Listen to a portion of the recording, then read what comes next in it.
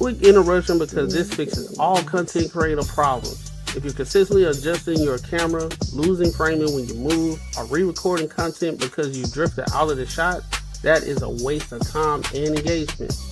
I started using the OBS Bot mini camera and it eliminated all of that. It uses AI auto tracking to follow you in real time, keeps you perfectly framed, and delivers clean, professional video without extra gear or full studio setup. Whether you're streaming, podcasting, or on client calls, this makes you look locked in and polished automatically. Stop fighting your camera and focus on your message. I dropped the affiliate link in the description. If you're serious about content, this is an easy upgrade. As you can see, I'm testing out the camera and everything, and it's working out pretty well. Hit the link, get yours. Welcome to the table. Power, perspective, profit.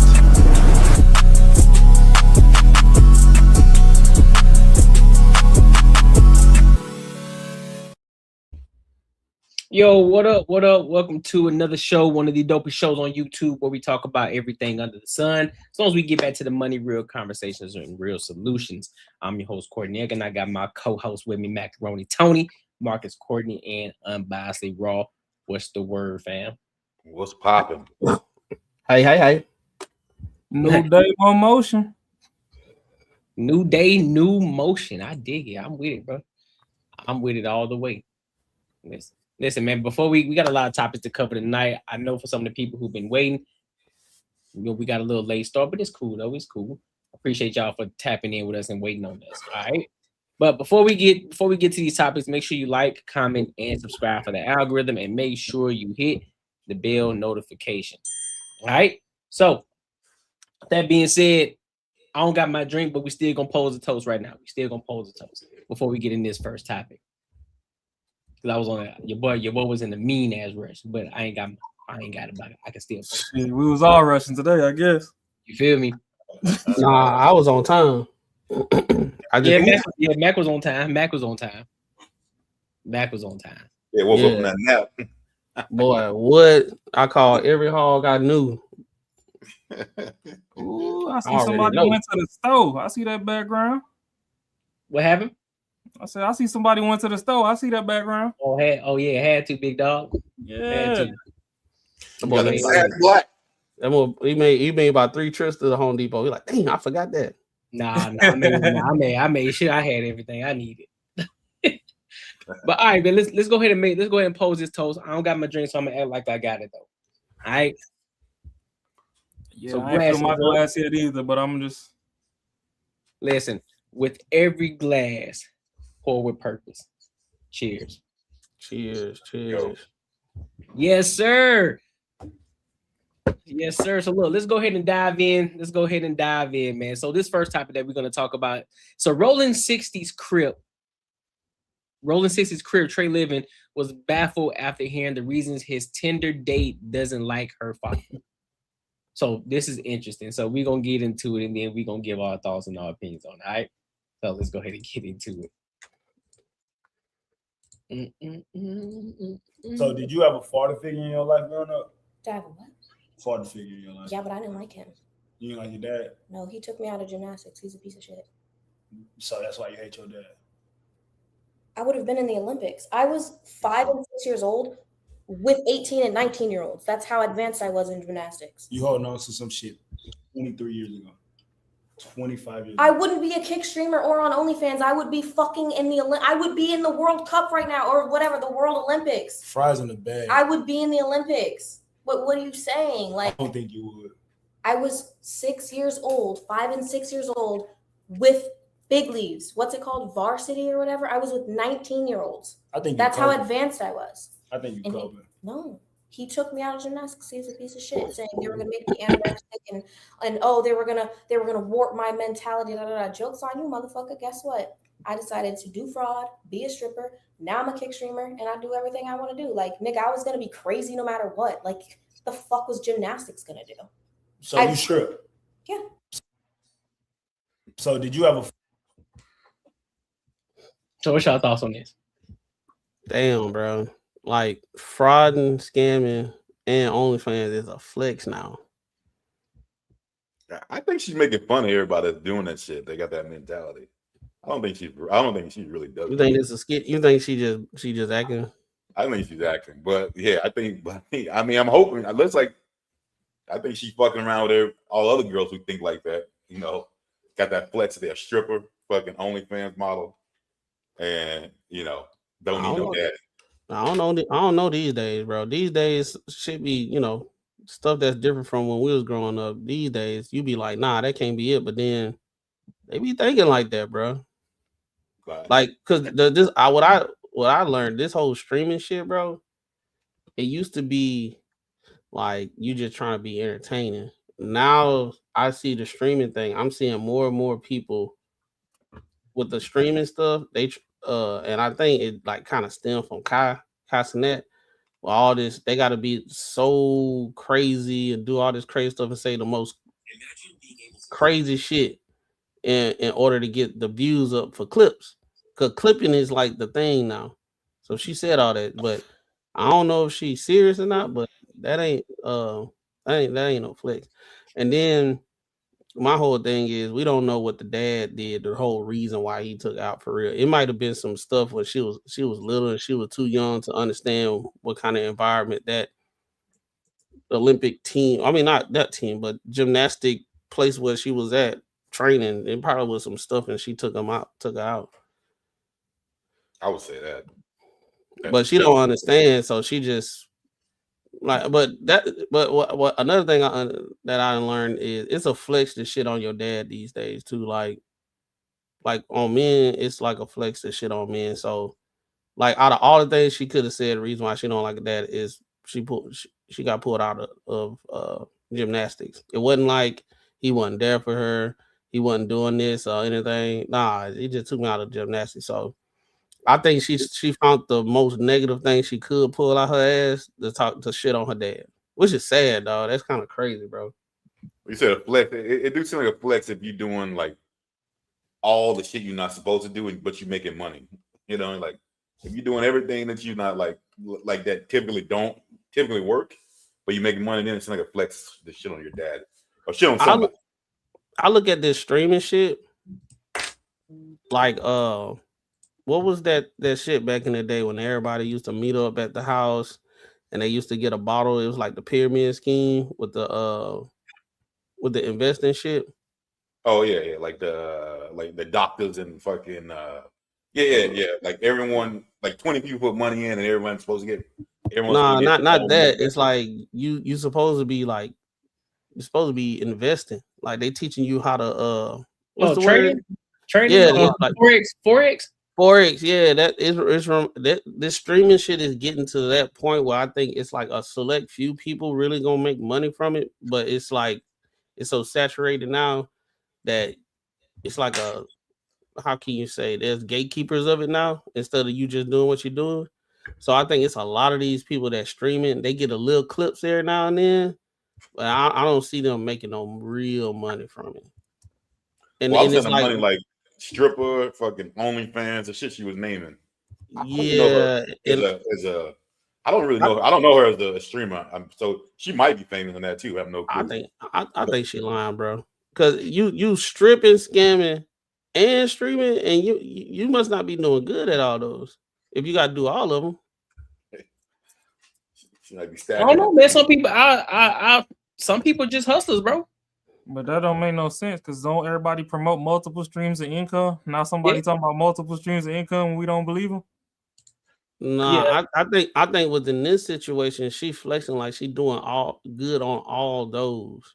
Like usually a chick, she'll be on OnlyFans and she come on somebody's stream and shit like that. And then she scamming too. And she saying it out in the open.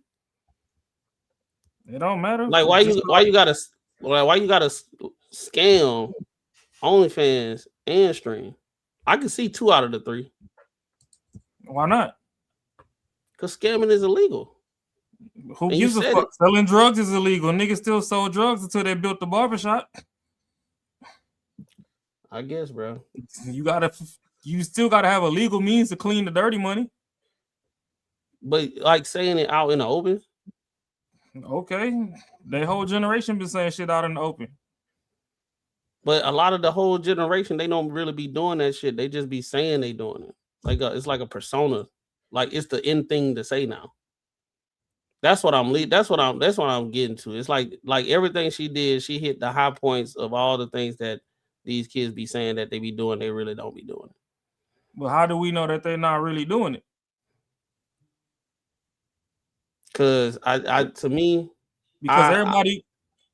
everybody swore that rappers was lying about what they talking about they doing till drill rap came out, and shit, 70% of them niggas in Chicago getting picked up by the feds because they be beefing on live with the switches and shit in the background.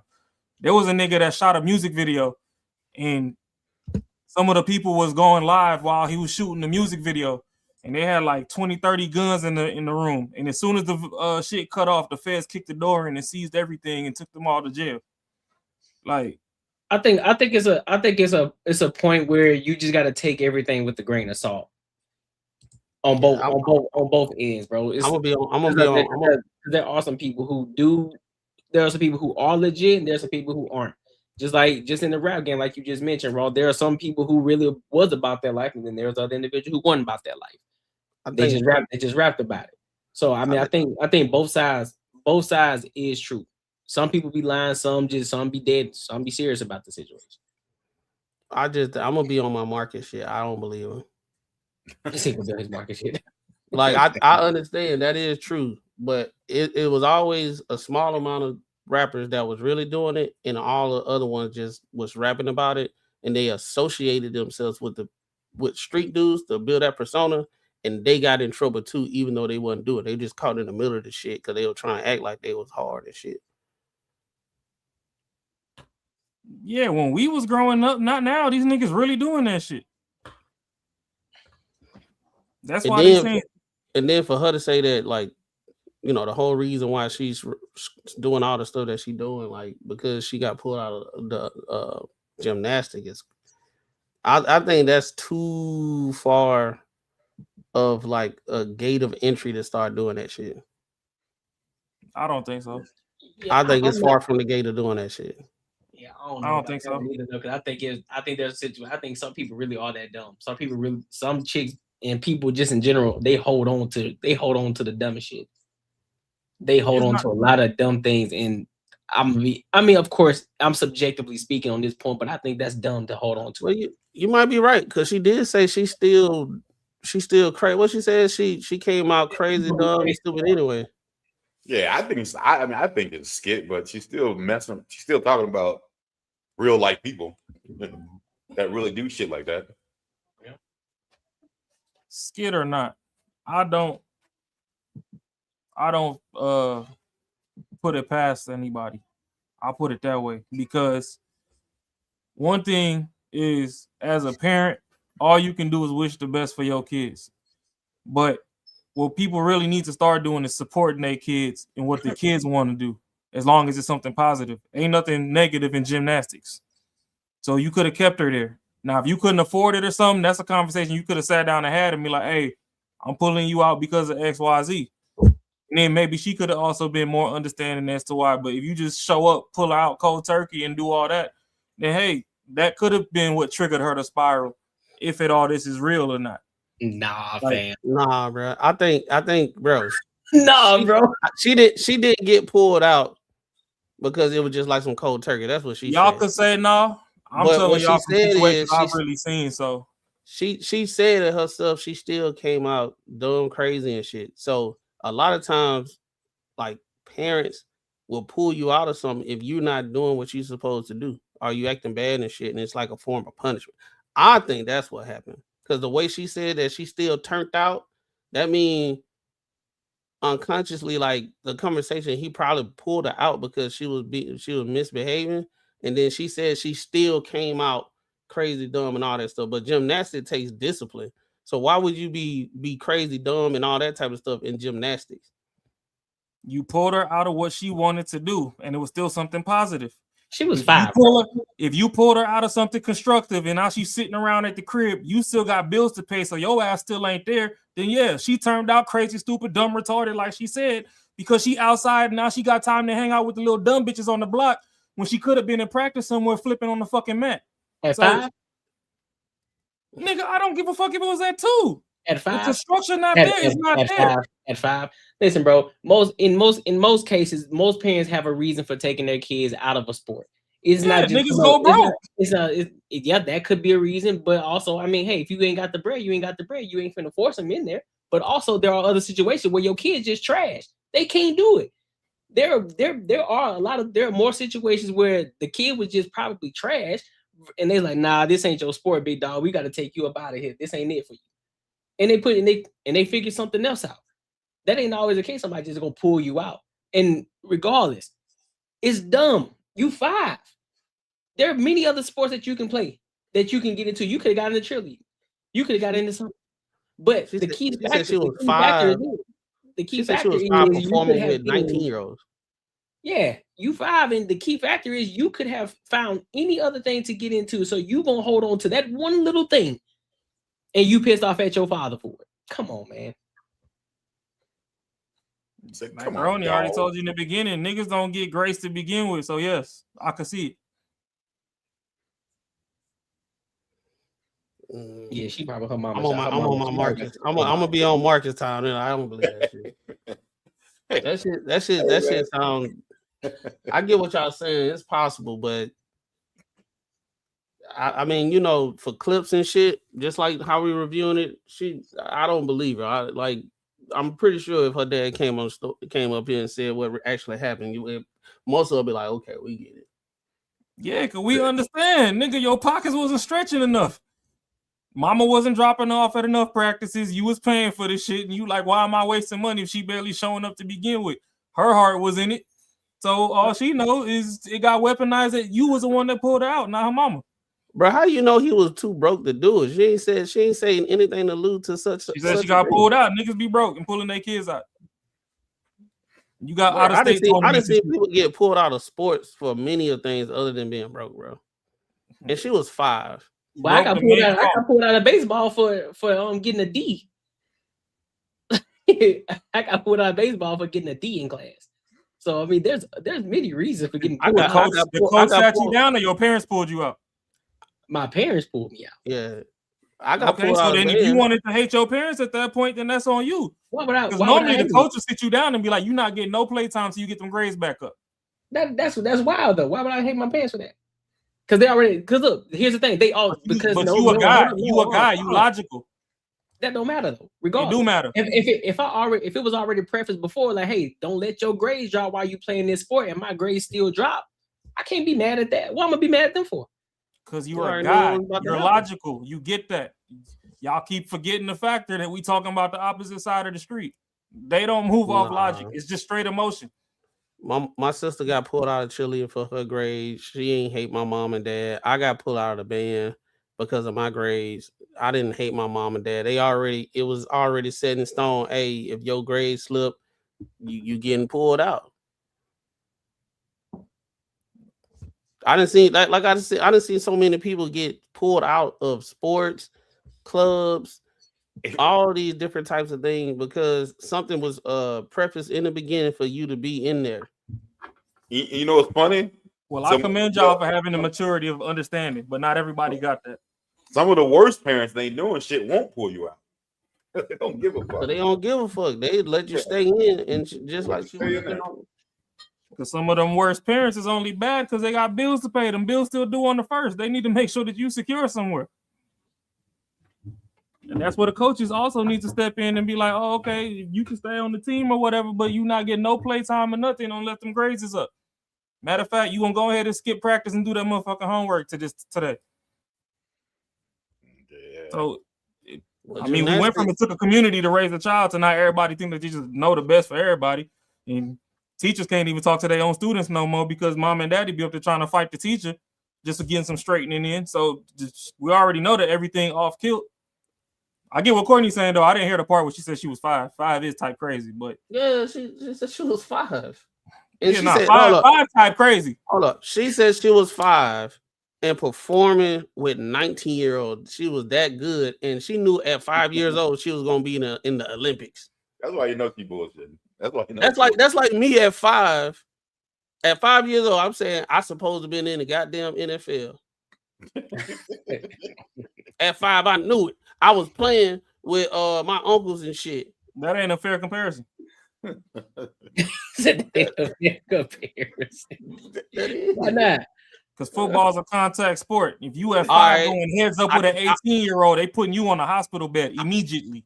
I supposed to be playing. I can see professional NBA soccer. if you said that. Like if you was a I little suppose- kid that had a jumper or something, but I NFL suppose- is contact. At Nigga, 5 knock years your old, lungs I out knew your I was body, you supposed to never be walked playing again. professional soccer, bro. How about that? I mean, that's a little better. I mean, not really, bro, because depending on the type of gymnastics you do, you can still end up in the hospital. No, you can. But if you just tumbling and a bumbling away, then if you good, you good. If you got it, you got it. Bro, It's a whole lot more factors in football than gymnastics.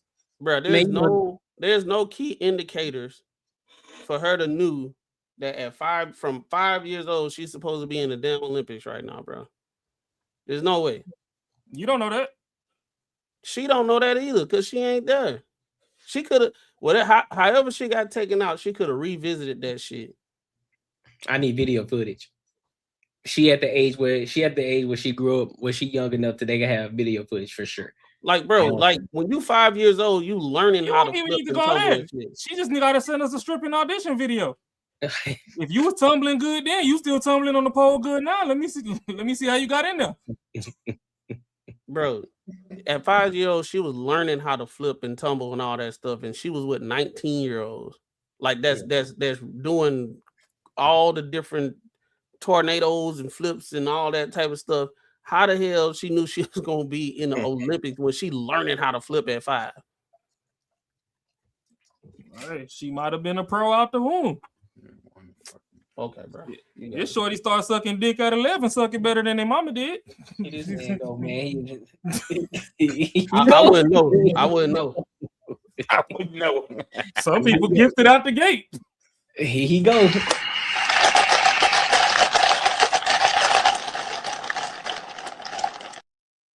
I wouldn't know. Oh, shit. Like shit. Your boy said I wouldn't know.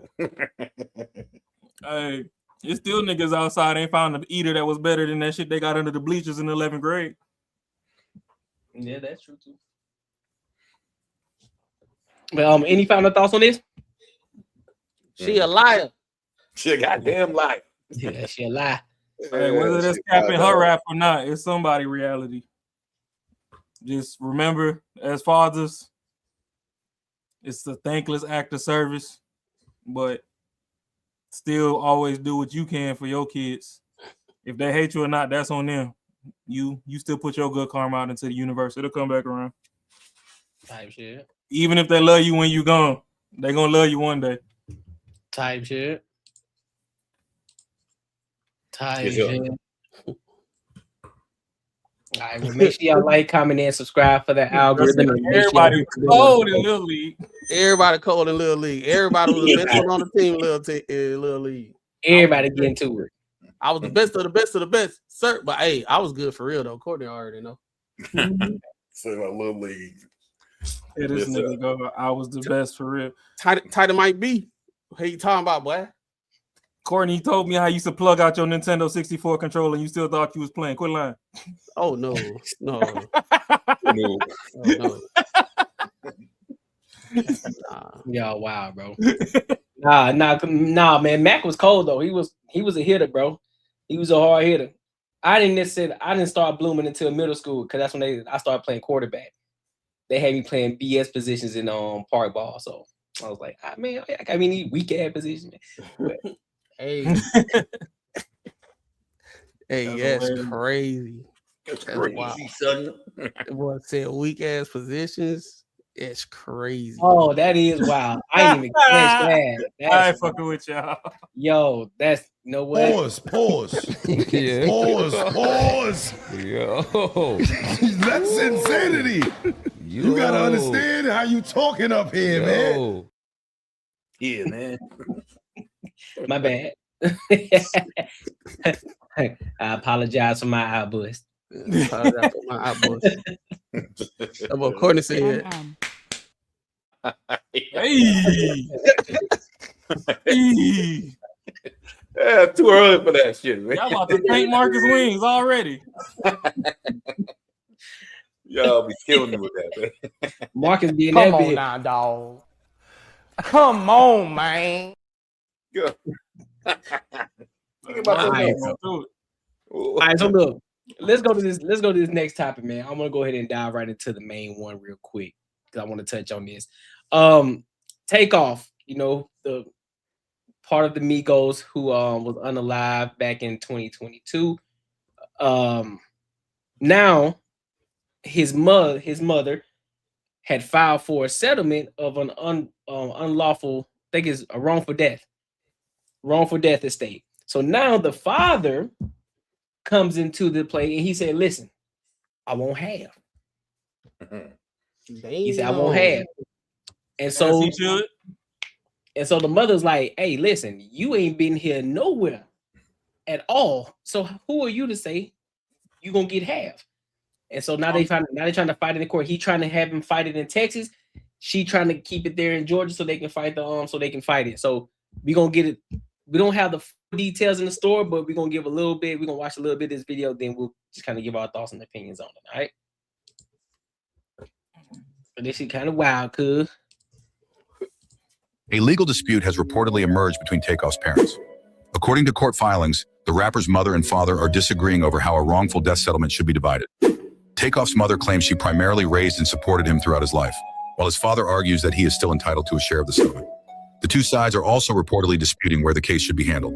A judge has not yet made a final ruling. What do y'all think? So that's all we have for now. But what I can do, I can pull up one more little piece. Pause.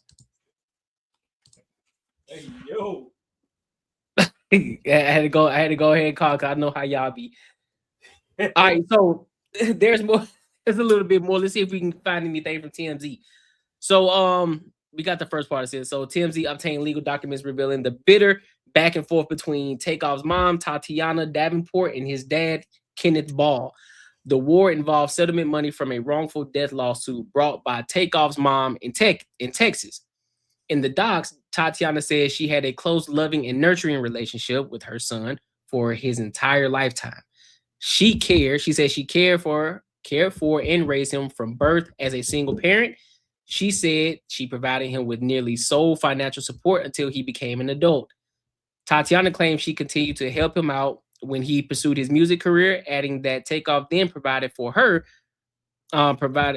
with financial support, which included paying most, if not all, her expenses. So she said he bought her a home, cars, and paid for all her clothes, food, living expenses, and utilities. She claims Kenneth was not around during his son's life, provided negligible financial support, and effectively no emotional support to his son. Tatiana added that her son did not provide his father with financial support. And for his part, Takeoff's dad says even if he was mostly absent for his son's life, he's still entitled to half of the settlement money, and thinks Texas is the most appropriate court to figure out how to divvy it up. Tatiana is arguing that Georgia, where the probate case was filed, is the better venue to handle this now that the wrongful death case in Texas is effectively over, with the parties reaching a deal. The judge has yet to rule. So, with that information, which we still don't have anything any further, what are y'all thoughts on this? Do y'all believe that even though the father wasn't there for most of his life, do you believe that he is entitled to half of this half of the settlement? That's a tough one, bro, because that's still his dad. I don't know. You know, she can say he ain't do nothing, but you know, we didn't seen plenty of dudes that was a part of their child life, and when the woman said, "Oh, he ain't do nothing," but let's say he did 20-30%. I give him whatever the settlement is. Give him about, I say half to maybe 30 to 40. Cause that's still his son. That's still his son. But if he wasn't really there, if he really wasn't there for real, that's still his son. I don't care what nobody say. At the end of the day, because if the shoe was on the other foot, if the shoe was on the other foot, people will be like, that's still his mom. So, and it still should be compensated. And another thing is, we don't know his relationship that he had with his dad. He probably was cool with his dad, but the mamas, they got the mom and the dad on some different stuff. But he was cool with his dad. We don't know. Yeah, I'm gonna say, because I'm telling you, yeah, that's probably. I know some shit's missing out. If he was completely not in his life and he didn't get no child support, or he wasn't dropping off money every month or doing nothing, like he wasn't doing nothing, like then I don't think he should get shit. But like if he was like if he got hit with child support, he just never saw him, or if he would drop money off, or he saw him like every night. I still think he should get some money if that was the case. If he was financially helping out, and it ain't gotta be financially helping out like what she thinks it should be. Like this motherfucker get his whole goddamn paycheck. Like if he was helping out, doing things like for his kid, yeah, I think he deserves to get half. But if he was completely not there, then no, he don't deserve this shit.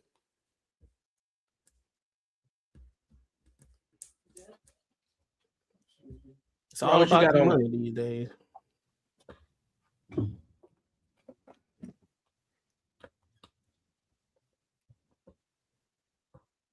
But yeah, most women will fight, and then they probably get something, but that shit ain't right though.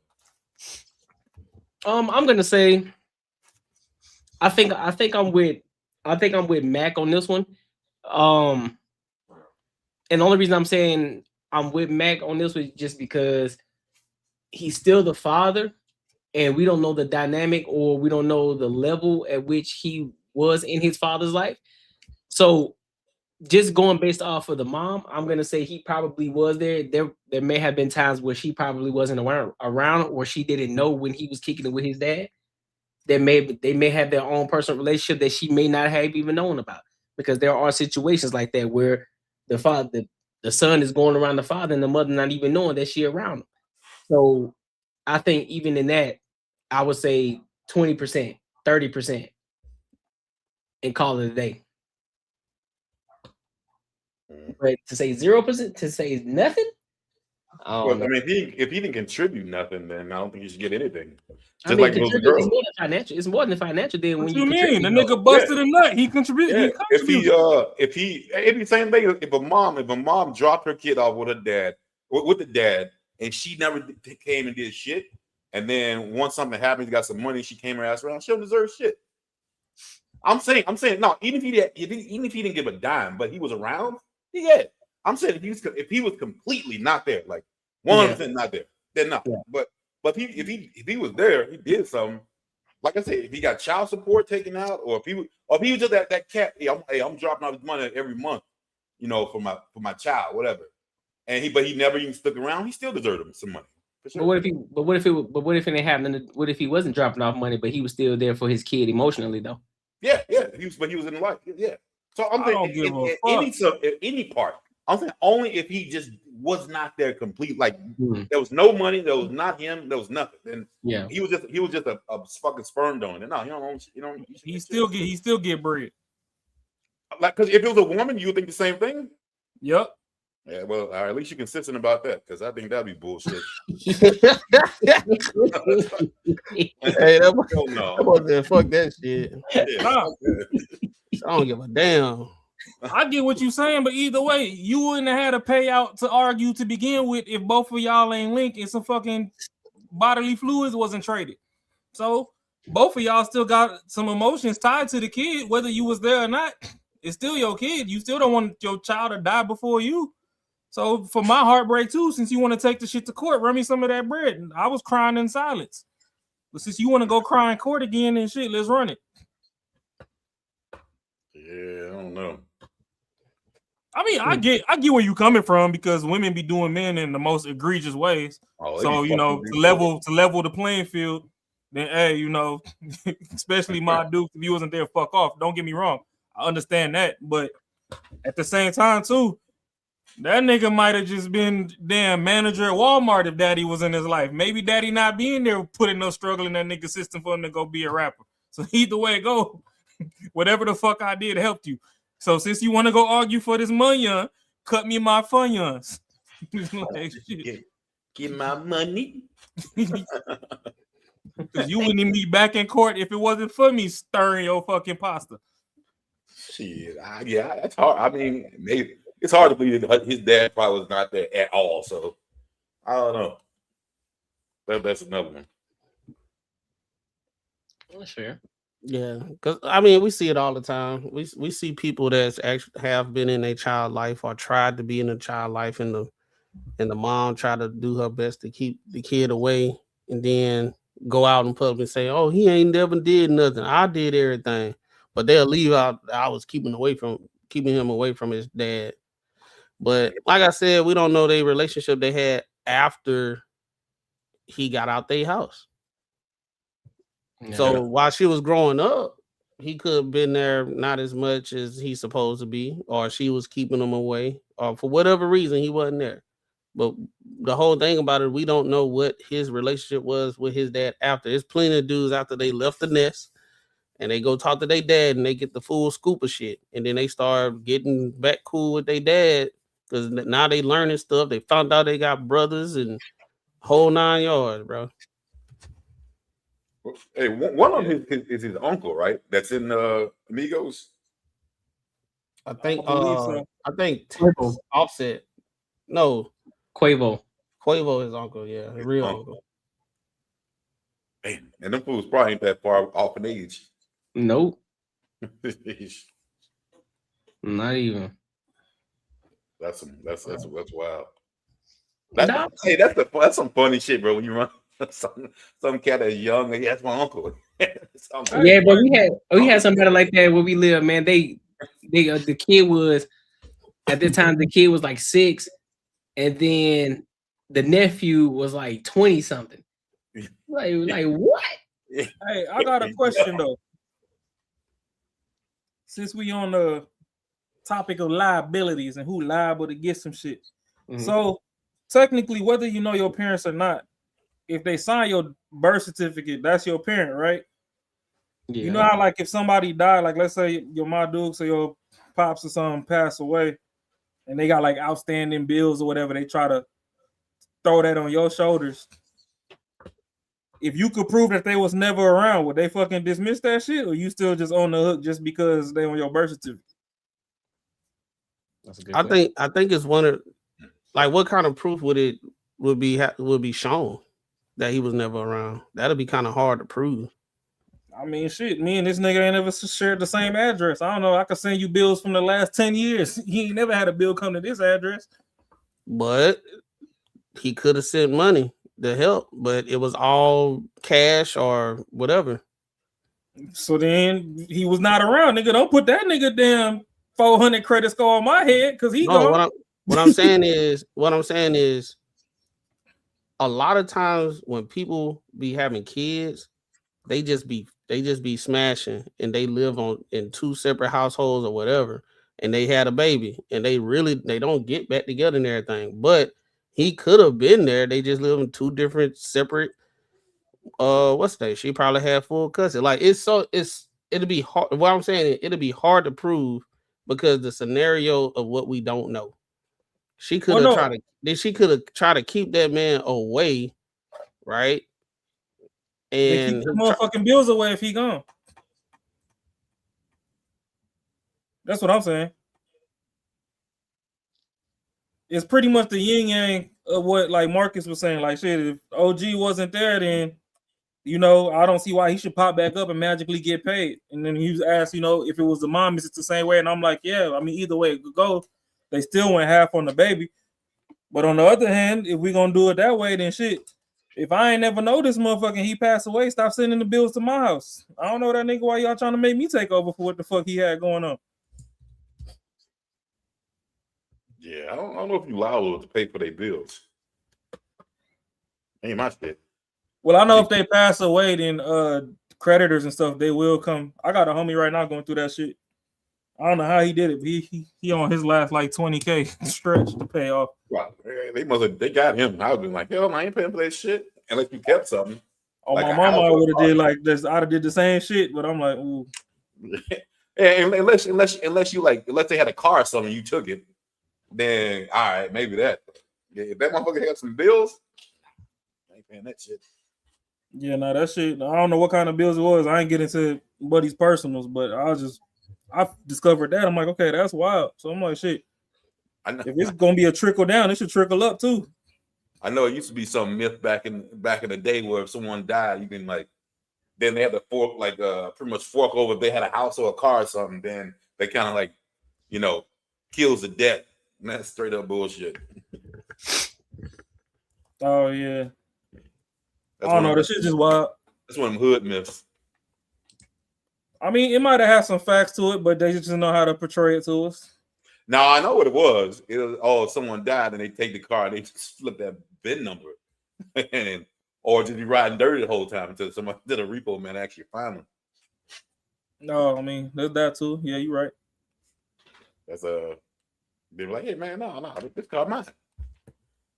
But I don't know, the way women be so hard-headed nowadays and so adamant to keep people away from their offspring and all that. I'm riding with Pops, man. Run me some of that bread. I mean, yeah, I think that's the only people that they can 110% control, and they have to listen to them. Are kids. Like they got to. So I mean, yeah, they don't want you to have no input into them at all. Yeah, it's all bullshit. The crazy thing is, what's that girl? The lady that said she wouldn't date a bus driver. She like a lawyer or something like that.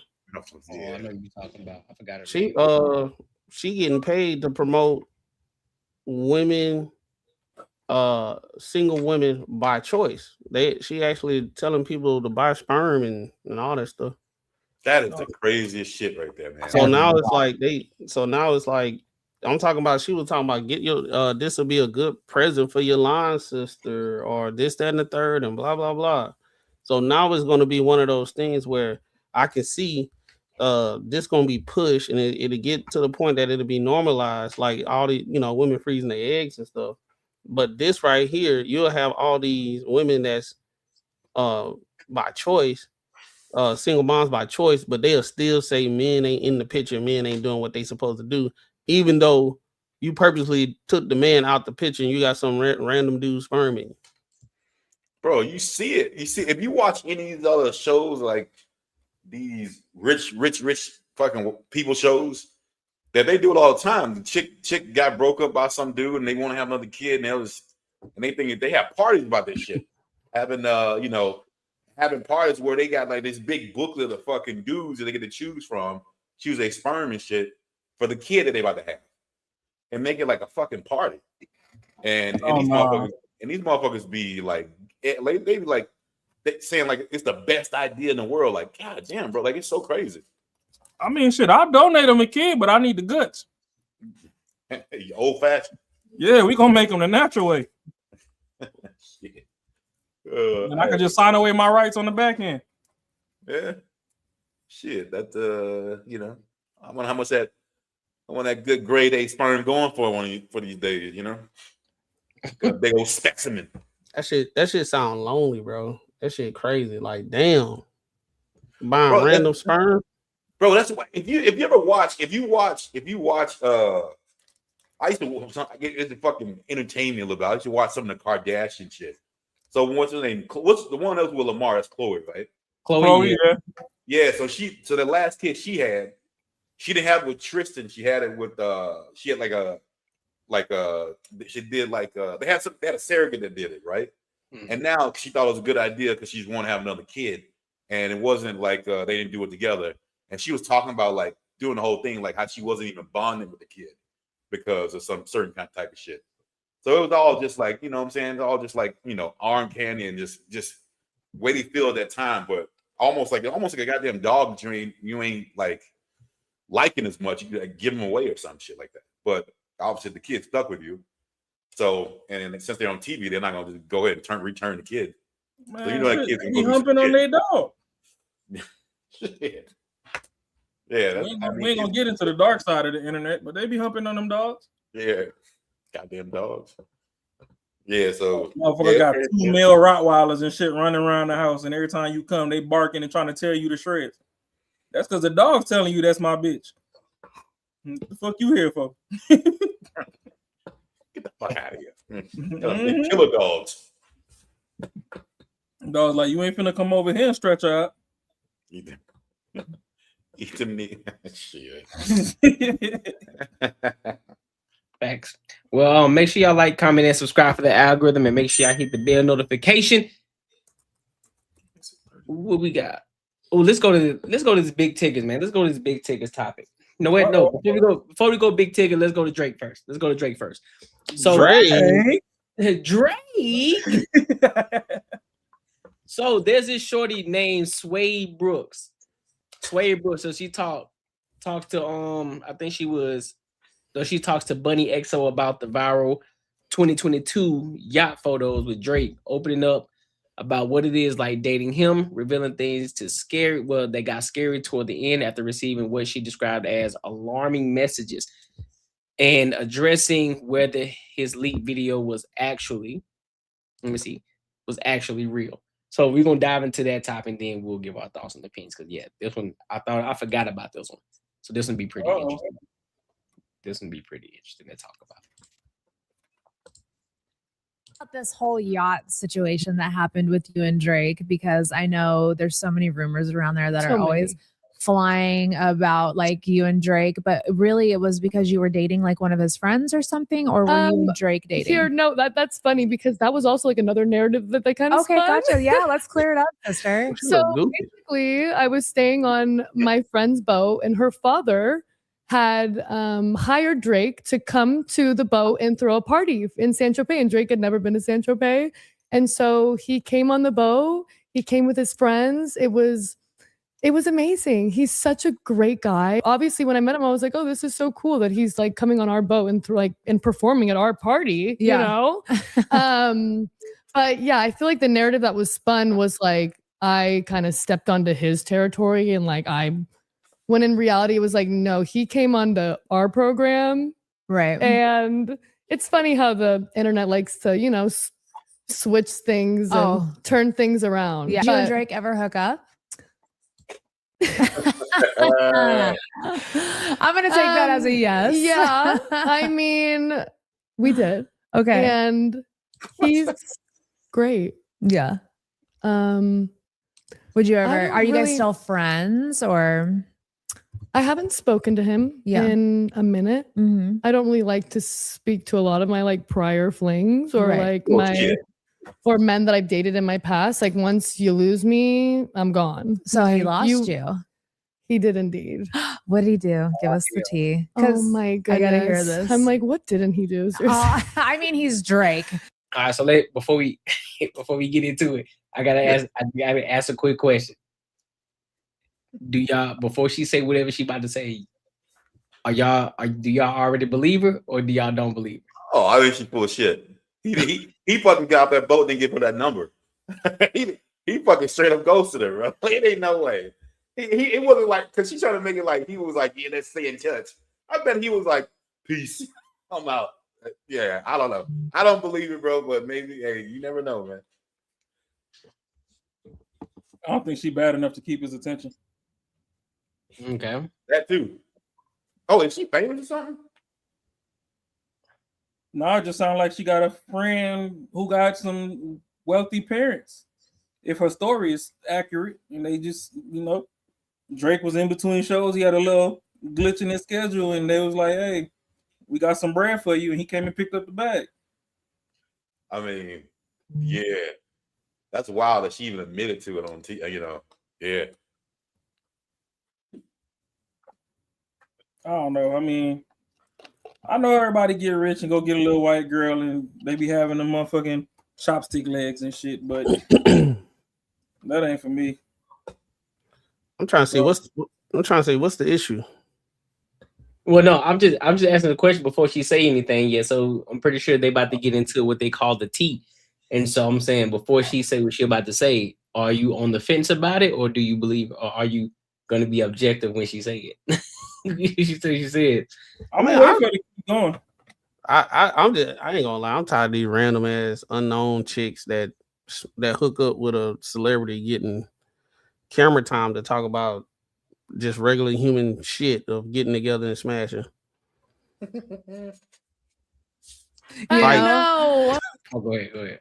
no, I'm like it's like that's the thing now. It's like the talent level of these type of, I ain't talking about all women, these type of women, they don't have no talent. All they got is to talk about they experience with a celebrity dude. That's it. And then they get booked for shows and podcasts now and shit just to talk about, did y'all have sex? Well, and then it's just she gonna say the regular shit, like they talked and then they smashed and it was all good and nothing crazy. Okay. He doesn't strike me as a man that can have like a solid relationship, you know, because he's Drake. And he's also just like so talented and so busy in what he does and lives like he lives such a big, fulfilled, busy life. That, How long did you and Drake date? We dated, I would say like on and off for a few months. Really? I would go see him in Toronto and yeah, and then one day I was like, I'm tired of this. Was it just because he had other girls, or was it like, was he just not honest? Like there had to have been like something that made you be like, you know what, I don't want to talk to this man again. I think it was definitely like honesty. Yeah. Pause that shit. Pause that shit. I mean, it's bitch, you lying. Not the nigga that cry about coochie all the time. He ain't lie to your ass. You knew he had hoes. Yeah, see, now I ain't going. Nope. Yup. Mm-hmm. She lying. You said I ain't going now. You a liar. Come on, bro. I think if you got a nigga that was signed to Young Money, a nigga that rode with Wayne. We ain't even gonna talk about all the bitches that was pushing his wheelchair on Degrassi. We talking about a nigga that's hanging out with Wayne. You thought he wasn't putting in pain in some bitches? You thought you was the only? You was the only? Nah, let's stop it. Only that's wild is that like you was mad that you wasn't bad enough to keep it exclusive. That's what that was. Yeah, she thinks she's the one that cut it off. that's wild. I mean, just say he did give her a number. They hung out in Toronto, cool. They're bucking around, but like she really thinks she's the one that ended it.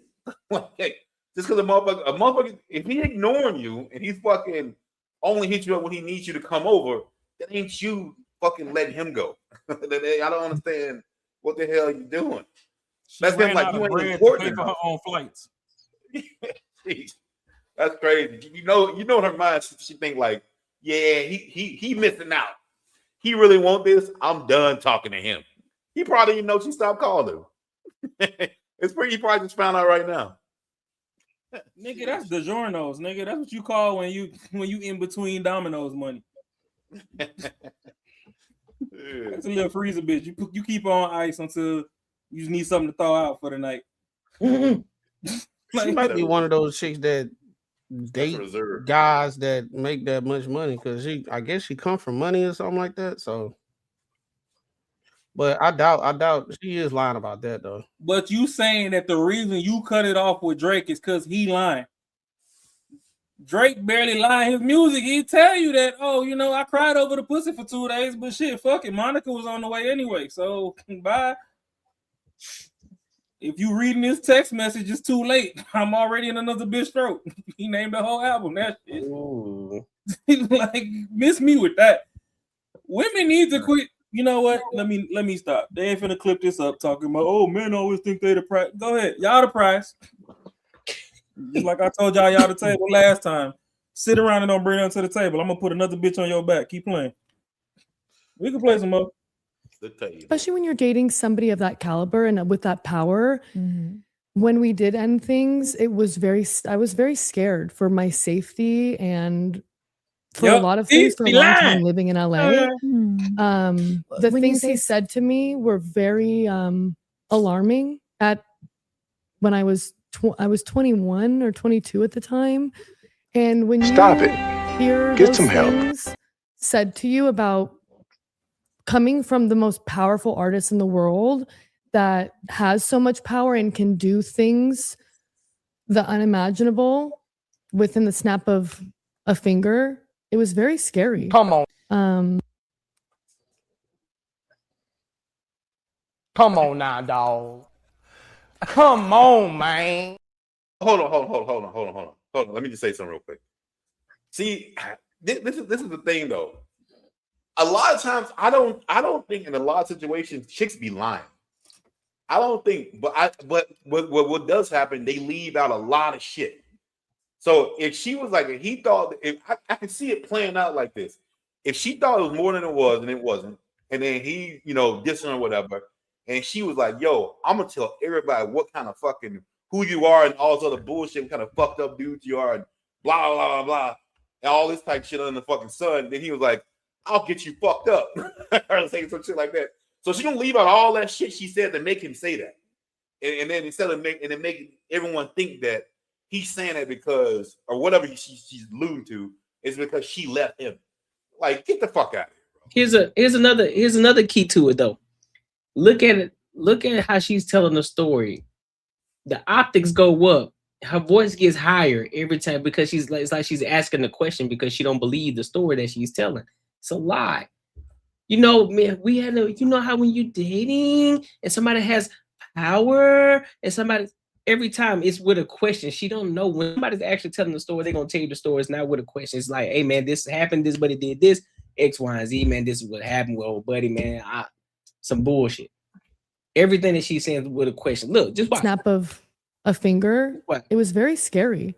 What were some of the things that you said that would scare you like that? Because that's not cool. You're 20. You're a baby. I was 21. a baby. Yeah. And I still feel like a baby.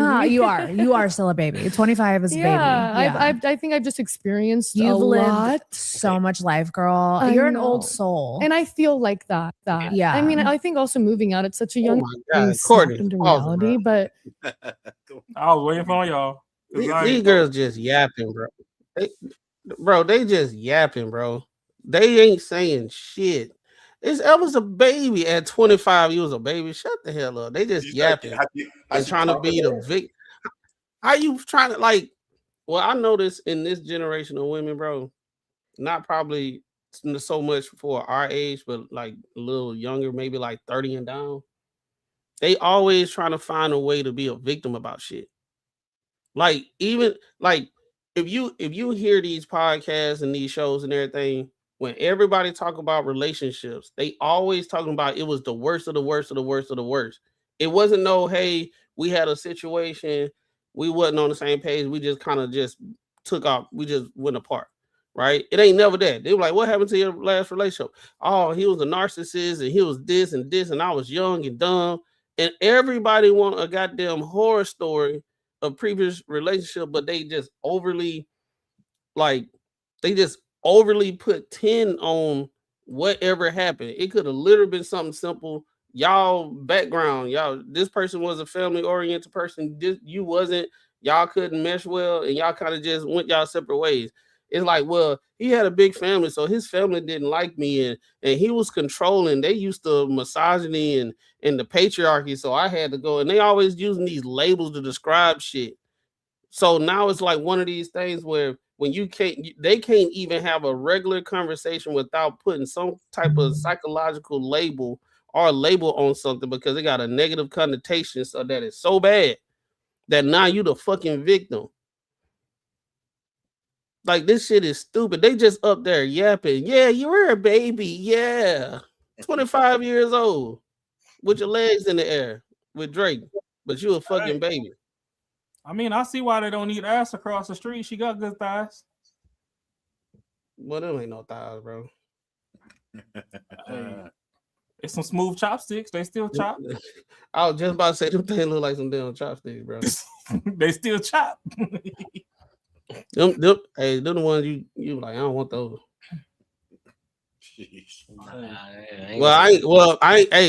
I ain't really with the what is it, snow bunnies? Hey, sometimes you gotta stir the top ramen before you can get to the foe. They are not my fucking preference. They ain't mine either, but I see what they see, Mm-hmm. Power and can do things the unimaginable within the snap of a finger. It was very scary. So she said, what were the most powerful artists in the world? that has so much power and can do things the unimaginable within the snap of a finger. Yeah. I think I've just experienced You've a lot. lived so much life, girl. I You're an know. old soul. And I feel like that. Yeah. I mean, Also- I think also moving out, it's such a You're an old soul. They got a fuck the old repertoire soul of shit part. to say. Fuck the old soul part. Y'all ain't missed the fact that she just called her a hoe. Nah, I ain't. She called her a hoe. Mm-hmm. No, she said an old soul. You live so much life. Oh Yeah, yeah. she called her that without telling her. Without calling it. She said it without saying it. She said you done sang into every mic on the choir. Mm-hmm. You just out here mic blessing. You've lived so much life. Yeah, oh, okay. Throw that ass in a circle. I hate getting to it. I get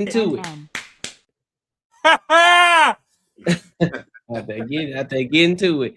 young age and being snapped into reality. But yeah, I don't really want to get into specifics because I hate bringing that stuff kind of back up. Yeah. But he is so talented.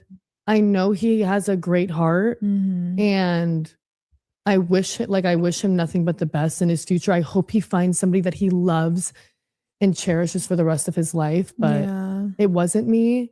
And it got to a point where it was almost like I physically and emotionally can't give you what you need. So I'm going to step away. Yeah. And I kind of left it at that. I mean, And if he's saying then- things to scare you Well, like that's that, where you I don't was- deserve that. Well, that's where it was scary because That's almost abusive. especially with, like I said, somebody of that power, like getting text messages that he's going to have bitches fold me up verbatimly. That's what he said. I was like, For what oh, I'm reason, going to lock though? my... It was all miscommunication. He thought I was saying something that I didn't. And Did you think you were talking to the press? no, he thought I was talking like shit about him in LA. I fucking knew it. I knew it. I fucking knew that's what it was. That boy is good. They tell you left out all that shit she was saying, and she just went straight to that. Fuck. Hey, but you know what's so crazy? A lot of times these bitches can't lie if you know the right questions to ask them. You know what I mean? And now they will tell themselves. They won't lie, but they fucking will leave out so much shit. Yeah, that kind of like we'll tell the context. Yo. Yeah, you called that one. Crazy. He called that one. Bro, they all do it. If I ever hear some story where like it's crazy and you like that don't sound right, I'm like, you definitely leaving out a lot of shit. That's true. When I No, that's never crazy. was. So that And I've- gives him grounds to say that he's going to have bitches fold you up. Literally verbatimly. And I was like, oh my gosh. So I didn't leave. I'm not kidding you. Babe, I did not leave my house for like 3 months. I didn't step outside. I didn't like go out at least. Yeah. Because like I was scared because especially somebody of that power. And I know I've grown a lot from it and I know he's grown a lot from it. I think Yeah. also during that time it was emotional for both of us because it was just like a big miscommunication. But Yeah. he is so talented. How's his dong? Because that's really what people want to know about. Bro, what the fuck? I mean, we need the tea. I'm like, no comment. We can pause it right Bro, now. how they went from him being abusive and all this type of shit, threatening her gonna fold her up. Then she said, "Fuck all that." How his dong?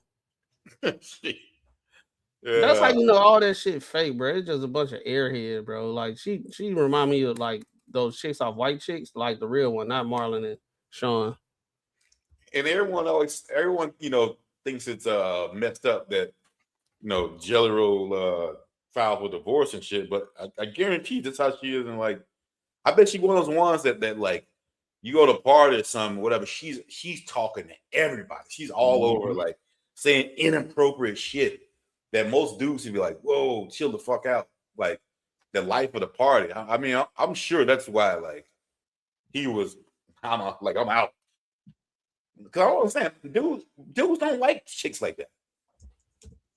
That's right. Well, at least some dudes don't. No, I think it's I'm with you on this one, Marcus, bro. I just don't believe a lot of times. I just don't believe a lot of these conversations that these chicks be having, man. What's good with you, especially on these podcasts? A lot of them they get on these podcasts, and of course they want to spew BS on people's name just because it's a big name, or they want to try to get some clout behind a person's name. It's like, man, if you really don't have nothing, just be real about it. No, I ain't got nothing. I'm not gonna put nobody's information out there. Ain't nothing popping off. I just wish them the best. Do what you do. Now you just trying to allude to some BS. Oh, well, time they're gonna fold me up, but yet you don't want to put out the information of what got to that point because you said something that he took the wrong way. You didn't want to tell us what you said though. Like, nah, we good. Don't do that. Left the whole part out. Right, like don't do that. Don't leave out nothing. Tell the whole story so everybody can get the full context. Don't do that. And we can see that, bro. It'll be like if I was like, man, I like this girl like this Kelly Rowland type chick, all on my shit, bro. But I just couldn't give it a time. Y'all be like, man, you full of shit. Like you're like, you are full of shit. Like get the fuck out of here. You are not. And I'm about to keep looking at you like, why you don't believe me, man? That's fucked up. I'm telling the fucking truth. Like, cause I live in fucking reality, man. It ain't no way that girl. She is not like on the level of a dude that's like a Drake. The chicks that he could pull, and just to be like I'm like half the shit that's coming out. Just don't match up, bro. Just don't match up, man. I agree. Yeah, I ain't going for all that bullshit she talking about. And I mean, shit, maybe half the story locked behind the NDA. So she's trying to still create a story while not violating the signature she left on the paper. But all this, if Drake was gonna have your ass beat, you would have had your ass beat. I ain't going for all that bullshit she talking about. Yeah, I think they just trying to get some clout, man. Just so people. Bro, all the conversations be the same, bro. Like anytime they start talking, they get the real shit out, which is the real shit. You heard in the beginning. She really, that's what happened. Heard how they met and all that happened. When that girl start asking questions to try to get something more exciting, she ain't have none. So she had. Well, when you're not being descriptive and you just being very, very like broad, so it'll lead. So people that's listening is up to interpretation for their own mind to go straight to what everybody's been primed to think when those words are said. That's basically what she's doing. So she don't have to actually lie, but she being so broad. Because when you heard her, she was saying that it's just scary having been with somebody that got all that power. And then that girl just came in. It's like semi-abusive. Like you working your ass off and becoming like a rapper and like being successful, and you got a lot of influence. Now you just automatically label abusive. Yep. And you chose to actually be with this person. You chose to get with him. Like if you thought you already knew who Drake was, everybody knows Drake for who Drake is for such a long time. Everybody know Aubrey Graham. Like everybody knows his ass. If you already knew what kind of influence he had, so now you with him, now you talking about, oh, it's scary, right? But then you wish he was a great guy. I wish him the best of luck. It was just a misunderstanding. And then she went back to talking about, yeah, but it was scary. Dog, this is what I be talking about when these girls be like, they be trying to get dudes caught up and dudes don't even do nothing, but the stigma currently right now, like I said, anytime you break up with somebody or you no longer with somebody, they always make the situation bigger than what it really is. Yep. To try to villainize them. So now every woman got a horror story of them messing with a dude. So now it's like all men are bad, even though it was just some regular, y'all wasn't on the same page shit. I guarantee she lying about that whole I'm gonna get some people to fold you up and shit. I don't think you lying. I don't think she lying about that.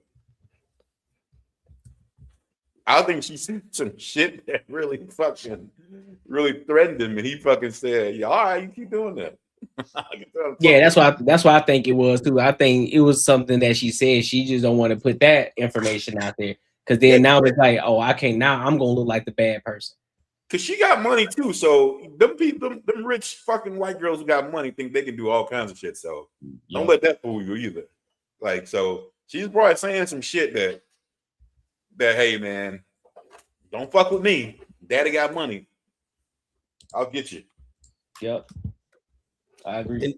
And then when you know white girls that have that cadence when they talk, you know, and then I was something and then I was like scared, and you know it's kind of scary. You can't trust them types of chicks, bro. Yep. They be lying their ass off. Never fails. They be lying their mouth off. They ain't got no ass. They got pencil legs, as I guess what y'all saying. Yeah, they lying them chopsticks off. You know she ain't sitting on nothing Can't take y'all ass nowhere. at all. Not over there. Can't take it nowhere, man. Well, 42 Doug and them say, I want the thick one. Yeah, it all comes down to the preference, you know what I'm saying? Man, preference or not, y'all gotta stop letting the 3 and 4s play with the 7s and 8s, man. Y'all tainting the pool. What you mean? Nah, I ain't finna play that game now. Shorty ain't ugly now. We ain't finna do that. Tell her to wash her face and come back. She can wash her face all day. Shorty ain't ugly. I'm pretty sure Shorty ain't ugly. Oh, okay. Tell her to take them clip-ins out. Man, listen, big dog. We can. Oh yeah, of course she got some clip-ins. There ain't no doubt about that. We ain't saying that. We ain't saying nothing about that. But I'm pretty sure them clip-ins it ain't gonna be a drastic change, man, in the hair. Oh, it will. Cap. You ain't gonna be able to speak on that if you ain't never been over there on that side of town, big dog. I don't give a fuck. We just seen Sophie Rain fucking become the meme of the week with her pointing shit. What that mean? And that was mid-game, and she ain't had half of the shit on to look way better than that. Listen, both of them. Man, no, man. Get that glazed hot dog the fuck out of here. Man. Let me ask you a question. You think what's her name a little better? Silver hair? The one that we had a conversation about Friday? You think she look better? Silver hair. The one who was talking to Cam Newton.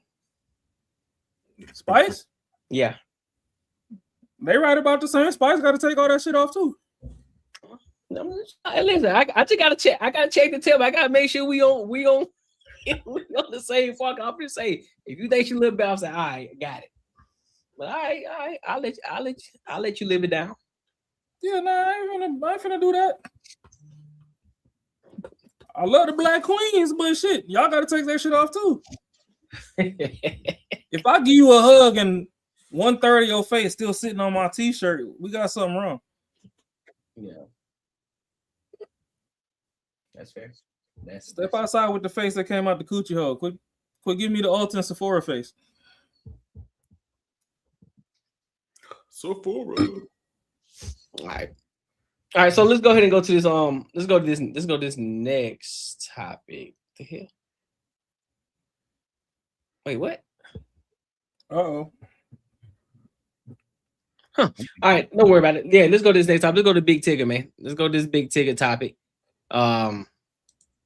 So there's some evidence that came out, the video of actually what happened, because last time we saw a video with Tigger saying that he did not put his hands on the woman. He ain't do nothing. And we still ain't found a kid. And we still ain't found the kid. So now there's some video footage of the actual incident. And so now we're going to give our thoughts and our opinions on that. So let's go ahead and get to it.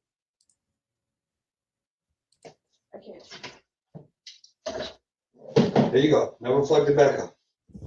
This is yours. I am bleeding. This is yours. I'm bleeding, so take a picture. No. Take a picture. Take a picture. Alicia, stop. Take a picture. Alicia, stop. Get off of me. Get off of me. Get off of me.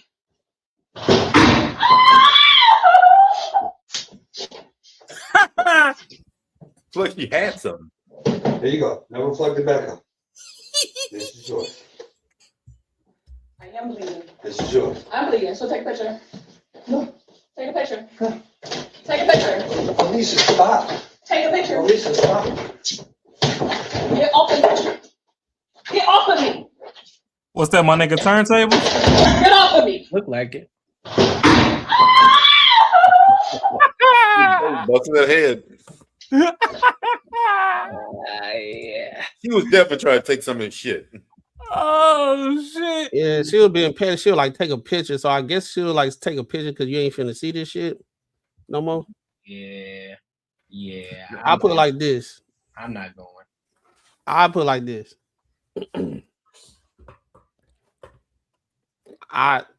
From what I'm seeing, it's twofold to me, right? It's twofold. But it's still a message to come from this. It's her fault because she was grabbing shit that ain't hers. And as you can see, he was like, this is yours. Take it. For whatever he got. She wanted to get something and she wanted to be controlling or whatever. And he tried to get his shit back. And a mishap happened and she hit her head on a what's the name. He did not try to do that shit. That's obvious as you can see, because he was like, yo, stop, please stop. She was doing too much. Now there's gonna be people gonna be like, you should have just let her have it and call the cops. He could have did that. Or you could beat a bitch ass. But where does the buck stop when it comes when these situations happen? How far do we gotta go to protect our shit? Like, men gotta protect their shit. That's his shit. I should be able to take my shit back.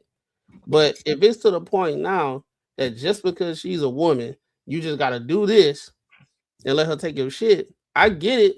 It's gonna be a one-sided situation.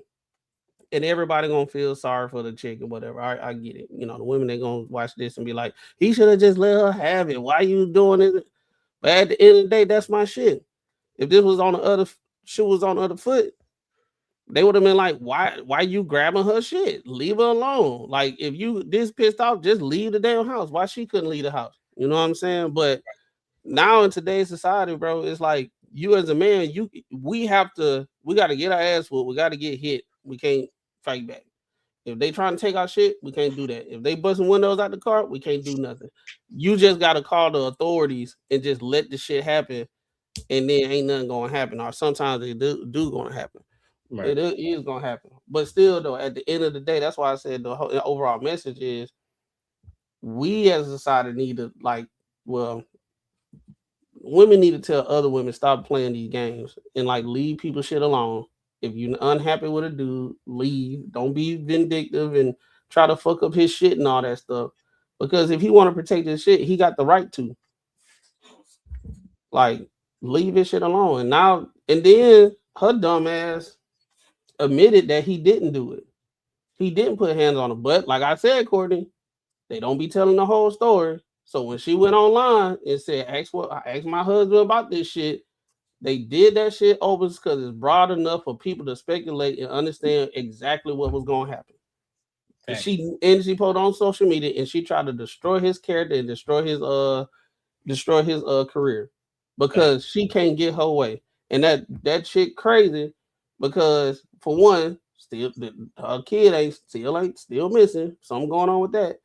And then I think her ex-husband, I heard some audio from him, and it was like she was saying that he was abusing her and he wasn't even in the same city when she accused him of when shit was going down. Like, he had to run in with the cops multiple times because she was lying. Now, I ain't saying all that because she did this on purpose, but you see how wild she is. Like a child. Like, that's some children stuff in the classroom, messing with a dude being on some petty shit. That's a pattern, bro. If she fucking blamed her ex-husband and then try to get him, he wasn't even in the same state. He wasn't even in the same city, bro. And she said, and she got him locked up, but they found out that he wasn't even in the same city, so the shit got dropped. That's insane. That's crazy. Yeah, and that whole video, like I said, she knew what motherfucker was gonna think happened. She didn't have to say shit. Like, yeah, just ask my husband. She didn't say shit. Fucking still got the tears going, crying and shit. Fucking, got the scar. And then knew everyone's gonna think he beat the shit out of her. And bro, I mean, it's so crazy now to see, like, oh, I didn't even know my fucking thing wasn't on. It's so crazy now to see, like, that now everybody's recording everything. man, back in the day when people didn't record shit or couldn't, damn, you know how many motherfuckers got wrongly accused and all kinds of shit because this sort of technology wasn't out there, and now it's starting to come to light. But then they still want you to believe fucking everything they say. Which, I mean, the thing is, bro, it's still going full force with this, you know, them starring shit and only telling half of the story. Like they gotta understand that there's fucking video out here of everything. But no, another thing you said that is true, Macron, is that there are gonna be people saying what he should have did different, which is crazy as fuck to me that people even think that way. It's like someone is the aggressor, someone's doing something else, and just because you're stronger than them, you should be the one with the restraint, not them. And you should be the bigger person and walk the fuck away. Like it's crazy. You in the wrong for protecting yourself or your shit. Yeah, your shit ain't worth it. That's very, and literally thinking they think you should think, hey, your shit ain't don't matter what the fuck they're doing. But since you're the stronger one, you should be the bigger person and walk the fuck away and let them do what the fuck they're doing. It's almost like I see these videos all the fucking time. Two girls stealing some shit, one of them pregnant. And she acting a fucking fool, keep screaming, I'm pregnant, I'm pregnant, I'm pregnant. Then her friend yelling at the cop, yo, leave her alone. She pregnant, she pregnant, she pregnant. And you're like, yo, tell her, what the fuck is she doing? Tell her stop fucking moving. Comply. Like, what are you doing? And that's never like a conversation. It's literally they going at these cops being like, she pregnant. And it's like, what the fuck are you talking about, man? Yeah, I'm just sick of the vindictive mentality, man. There's always something that sparks for some reason. A lot of these women, they want to get back or try to get revenge from these men for what? And here's the thing: when you got evidence that shows it, we got the video here, yeah, cool. He put his hands around it. If anything, all he was doing is trying to get his thing. All he's trying to do is get his property back from her. But of course, she wanted to be extra. Stop, let me go. And then she hit a little head on the door. Now she's screaming at the top of her lungs as if he just beat the dog brakes off of her, which that ain't the case. Based on this video, that door, they was just rumbling and she just so happened to hit the door. And so now they're going to try to make something big out of it. Man, listen, I hope whatever it is that's going on, I hope he win the case and she going about her business. Because again, we still don't know where the kid at. Where the kid at? That's the question. Where the kid at? What happened to the little girl? I'm not trusting nobody. I don't even know how, man. I don't even know how he was messing with her. They ain't even find the kid. But hey, do your thing, big dog.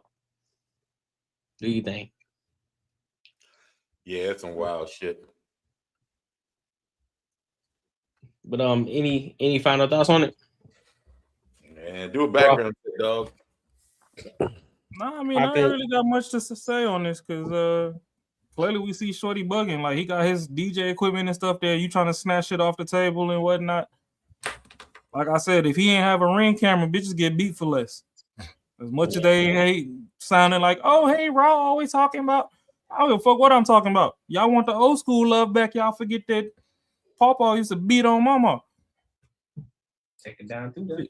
Some of them scars that they showing, you talking about, oh, yeah, this is from an injection. Nah, they was shooting at each other back in the day.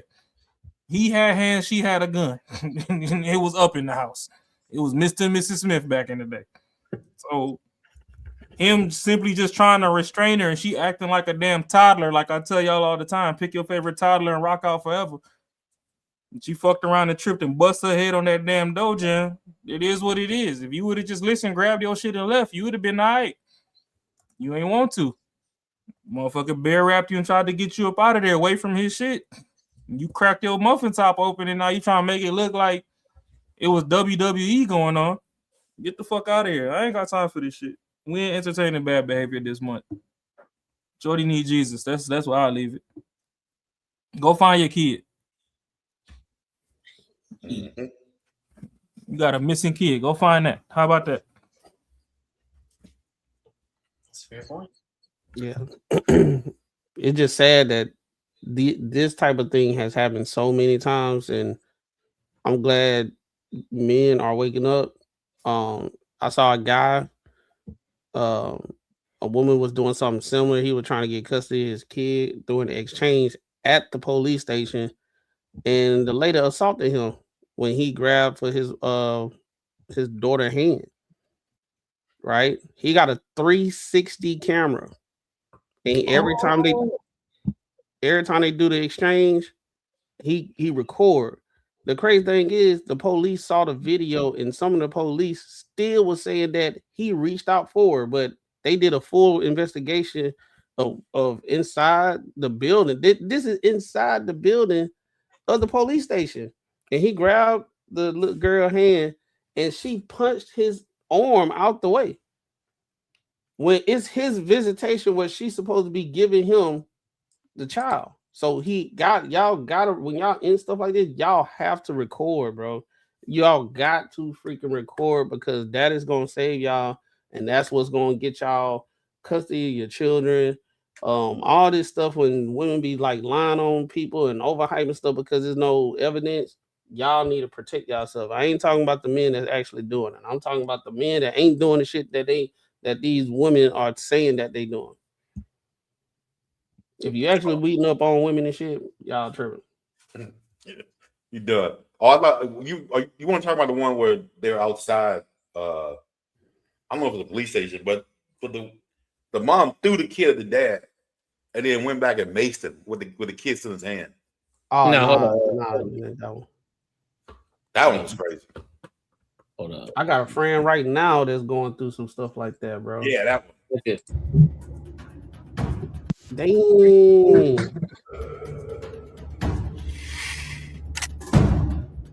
This video shows a custody exchange that turned violent. Mom and dad met to switch custody of their child. What they said to each other is unclear, but the video shows dad running at mom, and she runs to her car, grabs pepper spray, and sprays him while holding their child.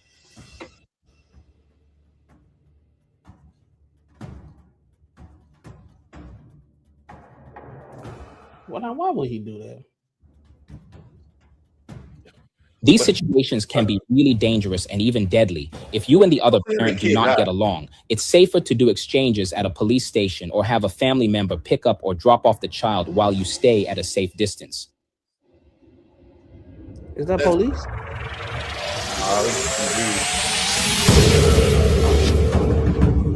All right, here. Now I don't know what he did, but pepper spraying while your kid is in the hand, that's wild, bro.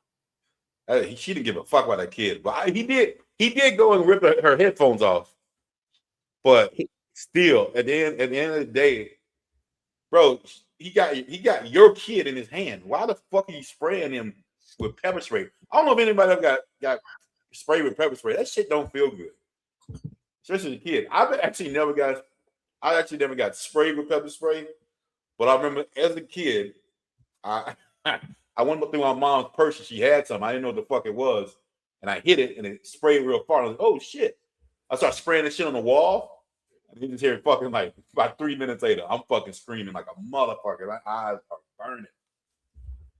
Yeah, I can say that nobody felt bad for me at that time.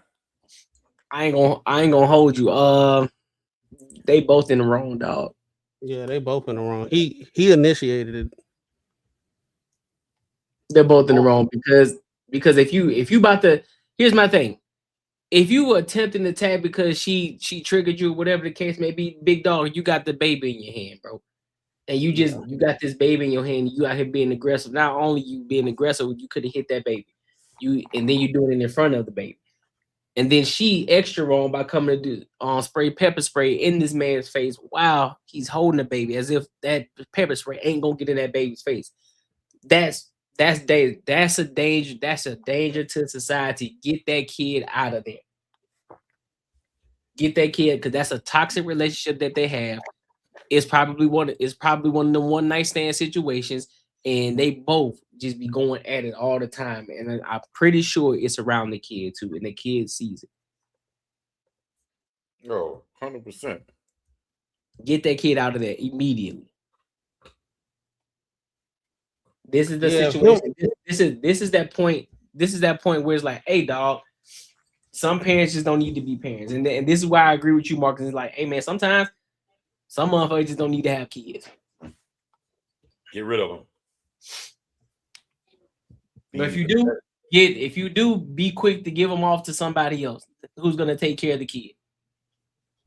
At least care enough to do that. Like, all right, I'm gonna give this kid because I know I'm a piece of I ain't shit. I'm a piece of shit. I ain't gonna be shit. So I'm gonna give this kid to somebody else, and I'm gonna give them an opportunity to be raised up in a dope home versus being over here because I know I'm gonna fuck this child's life up. And the thing is, they don't think they're wrong, which is the funny part. Right. She don't think she. I bet she don't think she was wrong. I bet she was like, yeah, I was just defending. Yeah, that's crazy. And guess what? Judges see that and still, like, give her custody. Dude, I got a dude that I know that adopted or was trying to adopt these two kids, a brother and a sister. They CPS took them away because they were because the mom was doing a whole bunch of drugs in the house. It was all fucked up, so they took it away. So they adopted. They had the kids for about a year. They still got them right now, and they've been giving the mom and now the dad so many chances to get the kids back. Like literally trying. Only thing mom got to do is get a job. That's it. And like she don't even have to really prove where she lives, and then she can get the kids back. Right. Now the dad is getting a job so he can take the kids, and but the main focus is for the mom to take the kids. So even though she's still on drugs and doing bullshit, all I'm trying to say is that the system don't give a fuck about these kids, man. They don't give a fuck if the biological parents, and they still with the mom, even if the mom is strung out on drugs, as long as she got a job, it don't really matter. So I mean, yeah, it's all the shit's jacked up. Yeah, dog. Yeah, he initiated it. She wrong for the pepper spray, but him, like, soon as she gave the baby, he should have got in the car and left because he charged at her with the baby in the hand. Yep. Like what? And then how he was holding the baby after you charged at her to do whatever he did. Bro, I think she threw. Hey, play it again, man. I think she threw the kid at him. Let me see. Shit, I'd have seen the chick leave the door, the baby in the front door.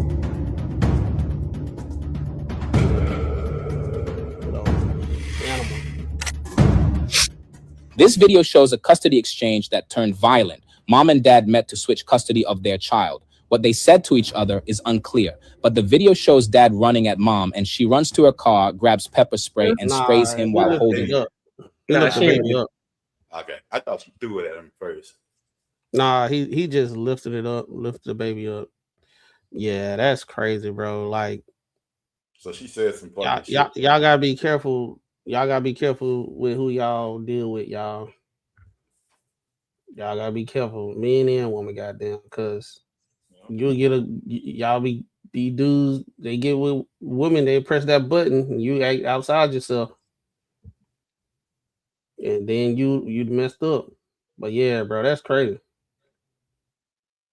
Oh, man.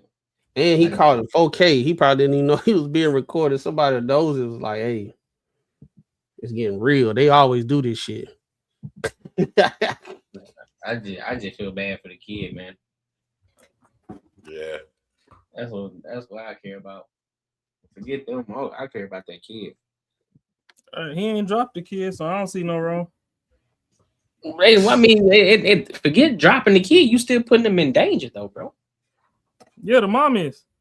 Both of them are. The mom is. Both of them are. The mom is. You didn't have to charge. You didn't have to charge as a man with that baby in your hand. You could have put that baby in the car seat and then did what you had to do, but you still had that baby in your hand. So he had the baby in his hand. She came with the pepper spray. The mom put the child in danger.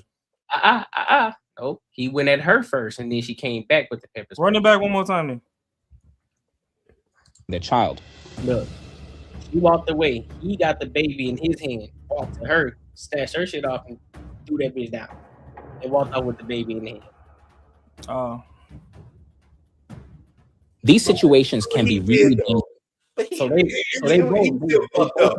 He he was still fucked up for doing it, but I mean, it definitely wasn't as bad as what she did. I mean, It don't matter. It don't I matter. can see what Courtney's saying, but the mom the one endangering the child. But hey, yeah, both of them. this is what preventative measure comes in, bro. Remind you, one thing leads to another, another thing leads to another. If he don't walk over and snatch the shit off, they ain't doing that. So I'm not gonna put full sole responsibility on the mom. I'm gonna put sole responsibility on both of them. Because he shouldn't have walked over there. He should have been like we always say, this is where we have to come with that logic and hold men accountable. Hey, bro, you got that baby in your hand, bro. If you gonna snap the way you gonna snap, take a moment, put that baby in the car seat, make sure that baby's safe, and then go do what it is that you got to do to make sure that baby is safe. Because that child comes first. So I can't. What comedian was it? Who said shouldn't have been talking shit? Yeah, should be talking shit. Exactly. So it's still on mom. If she wasn't talking shit, he wouldn't have went over there to snatch nothing. It's on mom. He can still snatch shit and put the baby away first. Okay, so now that he snatched your shit, he ain't fucking black your eye. Close your door and drive off. You came back with the pepper spray knowing that baby's still in his arm. What if that baby would have choked to death? Or had an allergic reaction or something to that damn spray? You can't blame the man. Your ass came back over there. You was the one talking shit, instigating it to begin with. It's Men's Mental Health Month. We could talk about the mental health part of it. You've been abusing that man verbally forever. He finally snapped. All he did was throw your shit on the floor, pick your shit up, and leave. Nah, not when the kid is involved, bro. Any other time I'd be rocking with you on that. Not when the kid is involved. I'm not going on that. Niggas say fuck them kids every day. Now that the mama showed more aggression than the daddy, now we still gotta blame the daddy. Oh, okay. Well, because the dad acted. Dad acted first. So you gotta hold it. The dad reacted. It's a reaction. How are you reacting when she talking shit? She shouldn't have been talking shit. Drop my kid off. Did she put it? So you telling me you that emotional to the point where you gonna walk over there and snatch your headphones off? She ain't touch you. You that emotional? We've been talking about the single parent households since the beginning of the end. So you that emotional as a man? You that emotional as a man with the kid in your hand? You gonna walk over there to entice some more shit to pop off? If you already know what type of shorty that this is anyway, you gonna walk over there with the baby in your hand. If that's a good mother, she shouldn't endanger her kid. And if that's a good father, he will already know to put his child away. Make sure his child is safe first. No, because I ain't gonna put my child in the car so my truck can get stolen. That's what a good father would do. No, we're not gonna put this on the men. That's cap. Yes, we are, because she started it. You are the father. You are responsible for your kid. She started it, Courtney. She started it. You are responsible for your kid. She started it. How? Shouldn't have been talking shit. Drop my kid off. Shut the fuck up and leave. Do you know what she said? I don't give a fuck what she said. Do you know what she said? It was enough to get her headphone snatched. I don't give a fuck what she said. Drop my kid off. Shut the fuck up and leave. Nope. I ain't going. Just like that other bitch that wanted that money every time that kid was getting dropped off. I am not going. Take this money on. Shut the fuck up and leave. We ain't gotta say shit. I am not going. That's fine. You ain't gotta go. You as a man in that situation, nope. Both of y'all wrong. Nope. Talking shit or whatever. Nigga, at the end of the day, you've been taking this shit this whole time. She been talking shit this whole time. You ain't do nothing. Now all of a sudden you want to do something with a kid in your hand. Man, miss me with that. Yeah, everybody got a breaking point. So today you had me and today you decided to act with the kid in your hand. And so now you and the kid get pepper sprayed. And did. That's wild. That's wild. All she had to do is drop my kid off, shut the fuck up, and leave. All you had to do is put your baby away first, and you could have did what you had to do. But hey, all she had to do was put the baby away. Put the baby away. Put the baby away, because we keep talking about the mom. The kid comes first. Put the baby away. Then you could do what you want. The baby was put away right up under that block. Can't nobody. The baby right here, face out. So anything that happens, that baby can get hit in the face. If you're gonna do anything, turn the baby around so his face ain't facing nothing. But hey, I don't know nothing though. Y'all got it. That's crazy. Yeah, I'm with you. I agree, bro. You got to put the baby up first, bro. He did put the baby up. It's right under his arm, right where it needs to be. We'll put him out of line of danger. The baby right where he needs to be. Out of line of danger. Out of line of danger, bro. Nah, come bro. on, dog. You got to put him in the car seat and buckle him up. All that. And shit. then why in the car seat and they fighting and somebody steal the motherfucking truck? Now y'all would have been like he should have kept the kid next to him. The kid right where the kid needs to be. Yeah. You shouldn't spray that nigga with no damn pepper spray on that motherfucking kid right there. Yeah. It's Well, on her. the thing about it is he should have just got in the car and dipped. No matter what she said, she ain't put no He hands should on have him. got her bitch ass in the car and dipped too. Why you come back out with the pepper spray? You was already closer to your shit than he was. No, he the one that charged out of first. She was already putting ass cheek to seat. Okay, why you he go and fart and drive the fuck off? Why he couldn't drive the fuck off? She was Why the asked fuck she couldn't? She closer to the car. He still got to put the kid in. She got in the car. She could have got in the car. He pulled her headphones off her head and then walked back to his shit with the. And bitch, with you the get baby child under. support. Buy some more headphones. Whoop de fucking do. You can suck dick and get headphones. Drive the fuck off. Bro, what's sucking dick about headphones about him having a baby over there? What the fuck that got to do with anything? Cause she ain't had the pepper spray the nigga with the kid there. Who Bro, had the pepper spray? Have to go. He didn't. Who have had to the pepper go, spray? He Who ain't had the have to pepper go, spray? Bruh. He Who had ain't the pepper have spray? to go. Also this almost like the same situation with the old lady. Huh? We gonna bypass the entire thing that led up to it. Who had the pepper spray? Who snatched the headphones off the head first? Who had the pepper spray? Who's talking shit first? Who snatched the headphones off the head first? Who's talking shit first? We don't know if she was talking shit. All right then, so she would have went and got in her car and drove the fuck off. Headphones when it got snatched to begin with. I said what I said.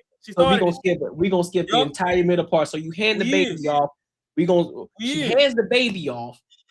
Hands the baby off. She walks off. So she gone. She about to go get in her vehicle with her headphones on. He decides to not put the baby in the butt and buckle the baby up. Walks around the truck, snatch her headphone off, slam the bitch down, then decide to walk off like he finna go get in the truck. So then she retaliates because guess what? He put his hands on her first. And so you telling me, she shouldn't have got the pepper spray. Okay, so now if he dropped the kid on the floor and get the meek mop moop mop in the motherfucker across that damn parking lot, now what? Get your ass in the motherfucking car and drive the fuck off. You can buy headphones. Come on, bro. Come on, dog. If that nigga jump in that truck and back up and treat her like a speed bump, now what? You got it, bro. You was closer to your safety than you were before you fucking grabbed that shit and ran back over to him. You got it, bro. Come on, dog. That's the most toxic shit I ever heard in this far. Toxic as fuck. Make sure y'all drop a damn super chat to support Marcus's wing fund. We need extra ranch tonight. So y'all like, comment, share, subscribe. Get it, baby. And make sure y'all quit pepper spraying niggas when y'all too close to y'all own safety. Fellas, keep your hands to yourself. Keep your hands to yourself. Pepper spray to yourself and drive the fuck off. Because I guarantee if the situation was flipped, you would have been like, well, that bitch should have went over there to that nigga because she already know. And he shouldn't have been talking shit. Fucking dick. And she, nah, man. She shouldn't have been talking shit. Exchange the kid and leave. She wasn't talking shit. Because you don't know. Okay. You don't know if she was or wasn't. I do. How you know? What'd she say? It's Men's Mental Health Month, baby. What'd she say? Remember men's mental health means being held accountable for your actions. It do. So she wasn't talking shit, he wouldn't have snapped. So in this situation, he was wrong. If she wasn't talking shit, he wouldn't have snapped. I said what I said. Nah. That's wild. Wild as hell. Welcome to the hood, baby. Well, we ain't living in the hood. Ain't nobody in the hood over here, so we can't be having hood logic. We ain't living in there no more. I don't give a fuck. That shit don't apply no more, man. I don't give a fuck where we at. We ain't doing that. She was already a far away from starting the car. She should have stayed where the fuck she was at. She was safer sitting in that car and running back up on him. What if he said fuck them kids and just grabbed the kid by the ankle and used the nigga as a baseball bat and knocked both their heads off? Man, yeah, he would have been even more wrong. Okay, well, she shouldn't have been instigating shit. Instigating from a video. You don't even know what she said. I don't give a fuck what she said. That was wild. Y'all crying about this motherfucking beat ass baby ass kid, and that nigga got pepper spray too. That's irresponsible on her part. We already addressed that, but we saying how both of them. Okay, so she ain't run up and pepper spray nobody to begin with. She could have got the fuck on. That's the dumbest shit I've ever heard. So therefore, there ain't no pepper spray if he don't walk up to her in the first place. You keep going back to the pepper spray. If he don't walk up to her in the first place, there ain't no pepper spray. So he did what he did, and he did not hit her. He dropped the headphones on the floor. Get in your motherfucking car because you right there and leave. He drop him. He got them football spike them holes on the ground. That's the difference. He's football spike. That is still a drop. That is still a drop. That's not a drop. That's a spike. A spike and a drop is not the same thing. Okay, so a nigga that aggressive and you already fucking right where the fuck you need to be. You gonna leave the safety where the fuck you need to be to run back on somebody that's already aggressive? Well, then we have a conversation about girls ain't logical. Then we have a conversation earlier. Exactly. So the logical thing right now for you to do. So how you gonna be like, no, go back. Nah, you keep saying, hold on, you ain't gonna let me talk. You said women aren't logical though. So how you gonna use that? Cause like I'm fucking trying to tell you right now, if you already where the fuck you need to be, and y'all always talking about, oh, they want to go choose the bear and do all this dumb shit because of shit like this. Because if this nigga would have mauled the fuck out of her, it would have been a whole nother Chris Brown situation. Because we ain't gonna talk about how the fact Rihanna was the one punching on the nigga while he was driving before he retaliated. Women don't bring up that part. So since we always alleviate them of their bullshit, you was at where you was supposed to be that could have been the safest place for you, and you ran back into danger. So because you moving off of your fucking. How's Rihanna's situation relevant to this one? Because we already know hey, Rihanna. Nigga, you can't play connect the dots. That's on you. We already know Rihanna put her hands on him. That's a entirely different situation. He driving the car while she putting her hands on him. So how does that make sense? That don't make sense. Now it makes sense. That's on you. If the conversation was different and Chris Brown was already putting his hands on her and she retaliated, then that'd be a whole different conversation. But in this sense, he went at her first, and so it's a retaliation. But just like you said earlier, chicks aren't logical, so therefore we can't expect her to make a logical decision when she's not logical in the first place. So y'all always trying to preach the shit to tell them to get to therefore we got to go back. So now we got to go back because you said it. You said women are logical, so I'm just holding back. I didn't say that. And so how we gonna expect her to be logical when she's not a logical person? So therefore, the onus is gonna have to be on somebody who's more logical. What else do I tell you? The man who has the key. You trying to milk the shit. What else do I tell you? Who's milking? Since we want to use what Ron say all the time, what else do I tell you? They ain't logical. Self-preservation is the first law of man. Yep, absolutely. Okay, so who was closer to safety? The man. Okay. Okay, so am I slow? Hold up. Dangerous and even deadly if you and the other parent do not get along. Hold up. Sacramento. Maybe I'm bugging.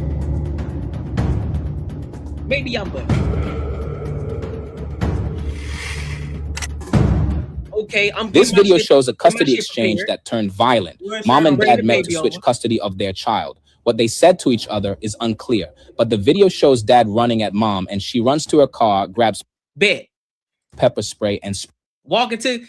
He about to put the baby inside the truck, and whatever she said, him she while said whatever, holding and she walking off. Their child. Hey, and so he decided. Put on the screen for the chat. Put on the screen. Put on the screen for the chat. My apologies. My apologies. I almost said, hold on. Sacramento. Hold up. My apologies. Nah, you good money.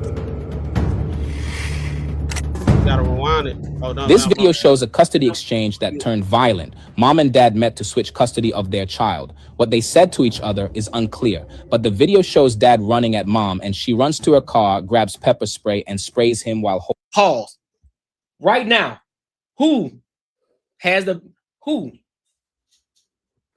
He could put this baby in the truck, do what he got to do. Okay. So in this situation, we still blaming mama? From right here? No. And she got headphones on her head. And she got headphones in her head, going by her bed. Holding their child. He walked over with her. The in the head. So, okay. Are we still blaming mama? So now they about a 50-50 split from their vehicles. Are we still blaming mama? Yeah, they 50-50 split, but he go over to her. Right, so okay. Are we still blaming mama? So Mama now ain't at her car when yet. you got somebody coming aggressive at you, what you supposed to do? The truck doors are open. Mama's truck door ain't open. Okay. He coming behind her, so we still blaming mama right now. So y'all gonna let these women talk about man big bad and That scary ain't my all the question. goddamn That ain't my time? question. That ain't my question. We still blaming mama right now. Am I gonna talk or am I not gonna talk? No, you gotta. I'm asking the question first. Yes, and then give the context. So am I gonna Are we talk or am I blaming not mama gonna right talk? now? They still 50-50 right now. Go ahead. No, they 50-50. I answered your question. Go ahead. Keep drawing the narrative. Let's go. They're drawing there. We're looking at a video. All right, boom. She closer to her shit. But let's go.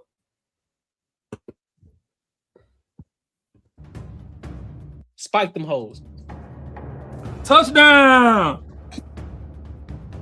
Like, fuck you, motherfucker. These situations can be really dangerous and even deadly. If you and the other parent do not get along, it's safer to do exchanges at a police station or have a family member pick up or drop off the child while you stay at a safe distance. So again, you mean Door open wider than her legs was when they was making the kid. So you just gonna miss the whole fact that his door was wide open before hers was even open. That's what you telling me. Yep. Yep. That nigga crazy. Can be, but hey, it is what it is. That That's the name of the podcast too, ain't it? We can go all the way.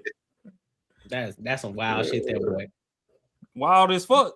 But once you making it closer to your safety, hop in your fucking safety. People keep saying make it closer to safety. He was already at safety. What you talking about? He was already at his truck. He could have got in the truck and drove the fuck off. You keep talking about she got closer to safety, nigga. He was already there. He went up to her. He went up to her. So in the situation, let's go to this toxic area then. If it's two dudes and a motherfucker decide to walk up behind me, because I'm walking to my shit, I done did what I did. I walk up to my vehicle and the dude come behind me and hit me with a blicky because I said something. Whose fault is it? Is it my fault or is it his fault?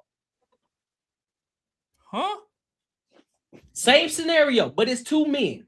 If me and Buddy are talking, me and him are yapping back and forth, and I walk off, and you talking shit, and I say some shit. I'm going to my vehicle. I ain't put my hands on him. I ain't did nothing. Shouldn't have been talking shit. I went to my vehicle. I got in my shit, and then all of a sudden he come to my shit. He kicked my door or some shit. He kicked my door, and I pull out the blicky and shoot him. Cause he vandalized my vehicle, and I feel like I was threatened for my life. Whose fault is that? That's his fault for kicking your door. Exactly. You was already inside your vehicle. It's his fault for kicking your door. As I'm getting inside the vehicle, you decide to snatch the headphones off and smack them hoes on the ground. It's the same thing. That's my property. That's not what you're not understanding. Is it not property? Is headphones or car property? It's both the property. If we was on the basketball court, we've been talking wild shit all game or whatever. Boom. Game over. You still talking shit, I feel away. I run down on you. I snatch your duffel bag or whatever. And then I get the clutch in my waistband. That's on you to be responsible and hop up in your car and fucking leave, or come get your duffel bag, throw your shit in the car and leave. Now, if you want to reach in your car and come back out and I smoke your ass, that's your fault. You done made that don't make sense because I'm gonna be the one that retaliates because you snatched my backpack and I come back and shoot your ass. Pick your shit the fuck up and leave. Raw, you wild, boy. You wild. In your example, but to see the problem with your example is that you hopped in the car and then he kicked your shit. It's still already in your the point. It's still parallel because it's my property. Whether it's still my property, so how I respond to you, you can't control how I respond to you. You touch my shit. The headphones is on my head, so therefore, in order to grab some motherfucking headphones, you touching me too to snatch the shit off my head. So therefore, guess what? But I could have wrapped your ponytail. On top of that, that's disrespectful. So if I retaliate and shoot you because of that, how in the hell is it not your fault for coming over there bothering me? I didn't threaten you. I didn't give you premeditated nothing. I went about my business. I'm getting in my vehicle. You come behind me. My back is turned towards you. You bother me, I'm finna get in my car and dip. I ain't threatening you, I ain't say nothing to you. And you come behind me. And then I decide to go, I said, oh, word? That's what we doing. I get in there and I come shoot you. So you telling me that's my fault. But when he threw the shit on the floor, did he continue to engage or was he not walking off? He walked off. Okay, so de-escalate. Hop in your shit and drive the fuck off. Pick your shit up and leave. Bro, you wilding right now. So you mean to tell de-escalation, meaning you're not gonna cause the problem. He caused the problem. And it was a reaction to the problem that he caused. The video we played, which means that we don't know what she said. Preventative measure means you're gonna remove yourself from conflict, meaning put the kid in the car, get in the truck, and drive off. You provoked the situation to happen. And you mean to tell me we blaming a woman for that? You know how I am about that. Come on, dog.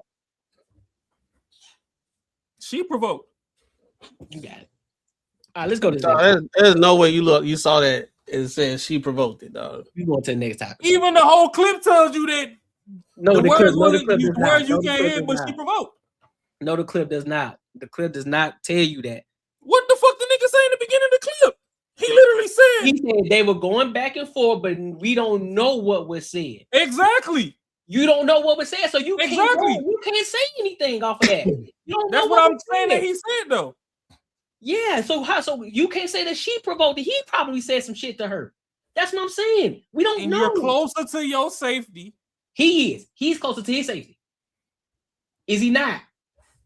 When the headphones got snatched off, who the fuck was closer to what? When somebody says something crazy to you, you already closer to the safety, meaning he's already by his truck, the doors are already open. He's closer to safety. Courtney, at the day's end, right? What are we worried about the most in this situation? The kids' safety. Okay. So worry about the kids' safety. He ran over there with the baby in his hand and snatched the headphones off her head, bro. What part of that are you missing? And what part of pick the motherfucking headphones up and get in your car and leave, and you can call it into the law, whatever the fuck you need to do after. Are you not understanding? If y'all care about that goddamn kid so much, what part of that pepper spray could have killed the baby? You don't get to that point unless you don't get to that point. If he don't walk over there, bro, that's the point that you're missing. You keep going straight to that part. If that situation, that entire scenario, snatching the headphones off, everything after that comes after that does not happen if he don't walk over there. That's the point. That part right there. Forget the other half. That part. He don't walk over there. I'm not forgetting shit in the situation. Nothing happened. Nothing happens. Nothing happens after that. In the situation. If you don't do nothing, if you don't walk over there with the kid in your hand, the pepper spray, the headphones, none of that shit pops off. So how in the hell we keep skipping that little part right there and skipping over to the part of, well, you was closer to the vehicle, you was in safety when he was already at the door and it was already open. He could have put the kid in there, got in the truck, and drove the fuck off. What are we doing, bro? When did the pepper spray become involved? After the headphones. And okay. When did the headphones? So When did the headphones get who involved? was close? Who was closer to their V when the headphones were on the floor? When did the headphones get involved? After who was closer to their vehicle when the headphones got involved? She was. All right, get in your shit and drive the fuck off. Stop. I'm not stopping because you're not changing my mind. Because Macaroni might as well input what he got to input, and we put a pin in that real quick because you're not changing my mind. Shit. You keep saying the same crazy shit. You try to use that. Okay, no, hold up. We all say crazy shit on different days. Let's reverse. Marcus still don't trust the host. So we all say crazy shit. Then. What happened before the headphones? Before the headphones, who was closer to safety? Before the headphones, who was closer to safety? Are you missing the point that we worried about this kid? Before the headphones, who was closer to safety? They both were. He was at his truck. So he was at his truck, right? She walked off. Whatever she did. That provoked the nigga to go over there. It took him more time to walk over there to do what he did. It took him more time to worried about the child, right? Which means so the bitch should have kept the pepper spray. That's all I'm saying. Put the kid in the fucking truck and drive the fuck off. That's the point. Thank you for proving the point. Thank you. I appreciate you. I didn't prove no point. You proved it. You've been proved it, but you gonna stand on your square. But that's cool. But you proved my point already. You already I did not prove your point. Checkmated already, bro. No, Checkmate. you can't checkmate me in this situation because if you give a fuck about that kid, the bitch should have sprayed the pepper spray if the kid was there. If she was closest to her vehicle, and if y'all want to get on the internet and had to let these women cry all goddamn morning and night that man is fucking this, that, and the third, if you are at safety, why would you leave the comfort of your safety to run back into the fucking flame? Checkmate. So it ain't no checkmate. You checkmated. That's checkmate. No, I'm not. You already checkmate. You just have a difference of opinion. It ain't no fucking checkmate. No, nigga, that's checkmate. No, it's not. Because the kid still got hit with the pepper spray. The kid got hit because okay, so if men are stronger than women, and you somewhere where you can be safe, hop your ass in your shit. So that's not no fucking checkmate. Because of the dad. The dad put the kid in harm's way. That's the dad's fault. No, they both put the kid in harm's way. I hate when my friends fight. I hate it too. It's dumb, bro. Like that don't make sense. I really hate this shit too. And we can get a statement after this, but on this right here, we talking preventative measures. We talking about the kid. So therefore, how in the hell we keep skipping over to the pepper spray as if no other event transpired to that point? We just say fuck it. We talking about what's the most detrimental to that child. We start at A, but we gonna jump to F though. But what about the pepper spray? Okay, well, fuck. He had to walk over there in order to initiate some shit. Get in the truck, drive the fuck off. Like, you see somebody already coming at you aggressive. He came at you from behind. He came at you. Even more reason to run the fuck off. That motherfucking pit bull chasing you down the block, foaming at the mouth. Now's the time to turn around and try and pet it. No, I'm gonna turn around and shoot that motherfucker. That's what I'm gonna do. Now what? Now what? Now am I wrong? Am I wrong? Am I wrong for shooting the dog? Am I wrong for shooting the dog that's coming at me aggressively? Can't be shooting no dog. Man. Am I wrong for shooting the dog? Because you can't shoot no dog, Marcus. You can't be shooting no dog, man. Should be. Oh, so you tell me I ain't gonna shoot if it's coming at me aggressively? Not wagging tailing. No, coming at me aggressive like that bitch want to bite my leg off. You telling me turn around and shoot? You telling me I'm wrong? Nah, Is that what I mean? Okay, all right, thank you. I appreciate you, Mark. At least somebody being real right now. Come on, dog. You will walk into your car. You can pick up your fucking headphones, get in your shit, and leave. If we talking about the endangerment of the child, both of them were fucking on their ego trip. I agree with you on that. I agree with you that when it comes to the area of masculinity, the nigga should have maintained frame, and no matter what Shorty said or whatever, just go about your day. Clearly, she was this way possibly before y'all had kids or shortly after you had the kid. You know how she is. But if she got you up off your square like that, you went over there with the kid. As a mom, her motherly instinct should at least let the nigga put the kid down before you fucking pepper spray. Y'all put the mother kid in danger. You closer to your shit. Clearly, he ran up on you when you wasn't looking. Hop in your fucking safety and fucking leave. Call the shit in. If the video right now leaked, you could have got that video for the cops too. Now you can have your full custody and put that nigga whatever the fuck you want to. But you came back way the fuck over to fucking go pepper spray and do all this extra shit to go make a point and still got your head thrown off the fucking bumper. I think what we said in the beginning, both of them at fault, and I think we were just pointing out how the dude was at fault. Because the first time we saw it, we was like, "Oh, that chick tripping with this pepper spray," but then we looked at it again, was like, "Okay, he too contributed to the entire situation." We're not looking at it who was right, who was wrong in the situation. Both of them was wrong. About the child endangerment. Both of them did child endangerment. If this was by law. Like not feeling, she should have fucking just got in her shit and left. No. If this by law, he put the child in danger by holding the baby how it was and going the child in danger by fucking pepper spraying and snatching the headphones out. That will be called assault. Even if somebody got a phone in their hand and you knock the phone out of hand, they call that assault. That would the law be. That would the law be. and her turn around and doing the pepper spray, she'll get charged too because she used that while the baby was in his hand, and the baby could have got pepper spray, and that will be assault too. Now they'll have their different charges, and the law will say who would get the worst charges. But by law, that's what would it be? Because at the end of the day, she did walk away. He walked away. Whatever was said, it doesn't even matter what was said. She should have, could have, and whatever. But he reacted by going over there and touching her. At the end of the day. And where was she at? In her car, getting in her car while she was getting in her car. He had the baby in her hand and snatched the damn headphones out the head. Yeah, and she could have picked her shit up off the floor, got in the car, and be like, "Man, I don't know why the fuck I have to deal with this. Ain't no way."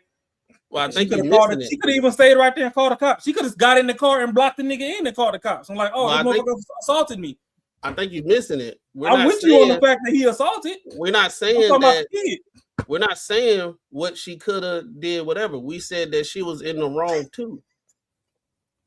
We were saying she was in the wrong too. That's the thing. That's what I'm saying. I think you missed it. We're just saying I'm not missing it. I'm with what you want. I'm just saying that the child endangerment, how he's implicated in it too. I'm not missing it.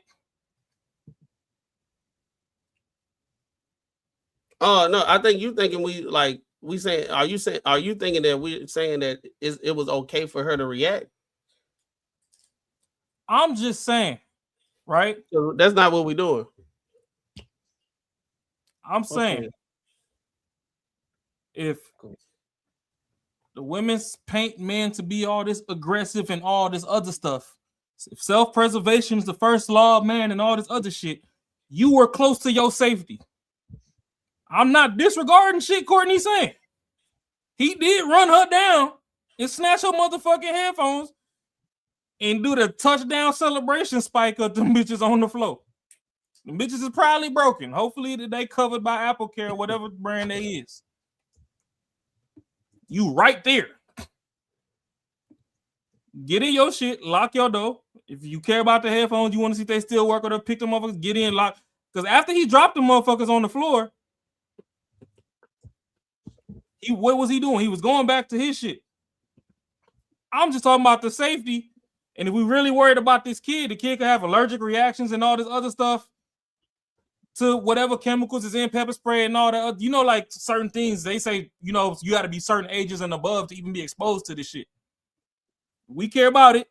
And we mamas got this big ass intuition and all this fancy shit they be talking about. You already smaller than dude. Instead of putting yourself in more harm's way trying to prove a point, everybody ego tripping. I ain't never once said the dad was right. I'm talking about the kid. You shouldn't have pepper sprayed the nigga with the kid in the hand. So, leave the pepper spray. You was right there at the fucking car. Just hop the fuck in. Lock the doors.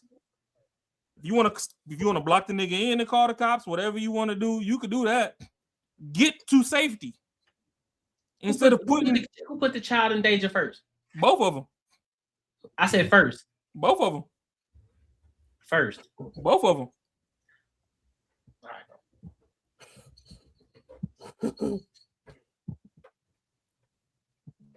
Make sure y'all like, comment, and subscribe for the algorithm. Make sure y'all hit the bell notification. Let's go to this last topic. O'Shea Duke Jackson been going crazy out here in these streets. For those people, I'm pretty sure a lot of people know Anton. A lot of people don't know him, whatever the case may be. So, Buddy has been getting a lot of flack this year in 2026 from the Corey Holcombs to people that he used to kick it with, making videos about him. And now we're at another point where now they calling him a scammer. They calling him fake. They talking about his content, the way that he creates his content. Is it the right way for YouTube, et cetera, et cetera, et cetera? And saying that the bag chaser, the people that are part of the bag chaser community, he hadn't helped anybody in the bag chaser community, right? That's what comes out of the O'Shea Duke Jackson's mouth. So we're gonna listen to this video. It's about 11 minutes or so. So it's a little bit longer. So we'll pause in between, to give our thoughts. But let's go ahead and dive into it, and we'll give our thoughts and our opinions. All right, so let's get to it. To make another video, when I came across another video of Anton, I think one of you guys may have sent it to me. It was a personal reaction, and when I looked at the video, I was like, okay, this is just normal Anton type of stuff. And then it dawned on me, something is wrong with this. Let me explain. Before I kind of teach you guys where the scam is at, I want you guys to understand what Anton Daniels frames himself as. Anton Daniels frames himself as a motivator, a business coach, an entrepreneur. I mean, literally, this is from his site. In addition to content creation and business management, Anton also has been successful in the real estate sector, blah, blah, blah. He pours back by offering one-on-one coaching sessions for people wanting to grow personally or professionally, as well as investing silently and publicly into numerous small to medium businesses across the world. So take that on with your own risk, okay? But if you look at his main channel, 1.43 million subscribers, and people look at that and say, damn, he's doing good, he's doing great. I want to grow my channel like him. And so this is what I want to do. And because Anton has made a lot of money, he comes on to YouTube talking like this. Working with people, planning for things. You leave at 8:30, so you don't even get no breaks. You don't get no time off. I leave at 8:30. The first thing I do is I go out, I grab the camera, and then I record the video that I wind up dropping in the morning. And then right after that, you know, you go and you grind and you go and push, and then you got to go and prepare for the show, for the Monday night show. And it just goes into that. And it's that circle, right? He talks about how busy he is, what he has to do across the day. And to be honest, I used to believe this. And to a certain degree, I mean, he's not all the way lazy. He probably is busy. He probably does have investments. I don't doubt that. But then this is what got me. In order to do this, and the reason why a lot of people aren't successful, even when it comes to content creation, is because they don't have the love for it. You got to have a true love for what you do to continue to do what you do, and then approach it with the same energy. Because a lot of people, even when they jump on these panels or they get into content creation or they finally drop a video, is low energy. It looks like they had to do it. So content creation, you gotta love it. You can't be lazy with it. You gotta actually desire it. Now, this is something that I have a problem with, because I'm gonna prove to you that this is an outright lie, okay? So if you're a person and you're wanting the Anton Daniels, first, any gripes on this right now of what he said so far? I'm confused about, are they beefing, or he just decided to do a take on him? I think the beef is one-sided. I'm gonna put it like that. Okay, yeah, I think it's kind of, he's saying that he don't believe things or whatever. Mm-hmm. I'm kind of like, oh, okay, I see now. 5150 show. That whole situation with Anton and what's the name? Okay, I see now. Yep. Yeah, I see now. I don't think they beefing. I just think Anton's a phenomenal content creator. O'Shea's a phenomenal content curator. And, you know, certain names is cool if you drop them every other week to keep your algorithm in motion. You know, certain breaking stories you can get every other day to keep your shit in motion. And what do I mean by that? We know if you drop Anton Daniels in somewhere in your playlist somewhere, you drop an Andrew Takeoff in there, you drop maybe a Tommy Sotomayor in there. You know, with certain names, you drop a Brittany Renner. Let me see who else on the women's side. You drop a Cheyenne Bryant. You know what I'm saying? You know that in them, you drop those names once or twice every other week. It help keep your algorithm afloat. Yeah. So I'll say on one end, I don't necessarily think O'Shea got any beef with Anton, because I done seen him time and time again pop in on some Anton platforms, say hi and bye. Yeah. Just like I don't really think Anton gives 3 fucks about anybody trying to have beef with him, because you know some of his content just comes from daily life. Yeah. You always gonna get a news clip about a shooting. You always gonna get a news clip about somebody scamming. You always gonna get a news clip about, you know, somebody being irresponsible. And then once you want to tie it back to the money, you always gonna have, you know, a new way to invest, or you know what I mean? Like, so it's different avenues. So I don't necessarily see it as beef. I just think he's trying to say, hey, if you blind and you looking for a leader, pick your leader towards your level of sight. Because I don't necessarily say, I mean, realistically, you could say anybody's scamming on anything, to be honest. Like, yeah, true. Like, you know, a motherfucker flunk out of college and college is a scam. But we not gonna say that you went there to learn art, to learn how to draw, and you should have just known how to draw off GP. Like, when you get in that car accident and you need a lawyer, you're not saying it's a scam then. You want a nigga that know his shit. When you need that double heart transplant or some shit, that doctor ain't think it was a scam when he passed what he learned. So, you know, you can get scams in any avenue if you don't want to apply yourself to a metric. Or, hey, if you got opposing views on things, I could be a scammer right now for telling you that the mom was at fault in the last situation instead of the dad. If that's how you want to rock. Y'all could go and say Courtney was scamming right now for rocking with the dad instead of the mom. Like, you know what I mean? It just depends on where your views is at. So I wouldn't necessarily say it's a scam, because there's people that O'Shea has coached. They get into a mean ass bag right now. And there's people that Anton coaches get into a mean ass bag. Yeah. So it just depends on which port you want to jump off. Either way you go, once you hit the street, you got to keep up with traffic. So if not, you still gonna crash out. So I mean, I'm gonna see more of what he's trying to say. And I don't know how many push-ups that nigga out there in Uganda doing to hold up them butt cheeks, but that motherfucker arms and got swole. He said hold the butt cheeks. Hey, I think he hating, bro. I think he hating. Cause we just let the video go. I think he hating, bro. Daniel's way of how he's getting rich on here. The majority of it comes from this Anton Daniels channel, right? Look at this video. Don't become a young traditional trad wife. Bitter divorce woman go after trad wives and whatever. Number one, you should never title a video like that, but I got you. If you look at this video here, it's 10 minutes and 49 seconds. I'm gonna have my editor press play, but not have any sound.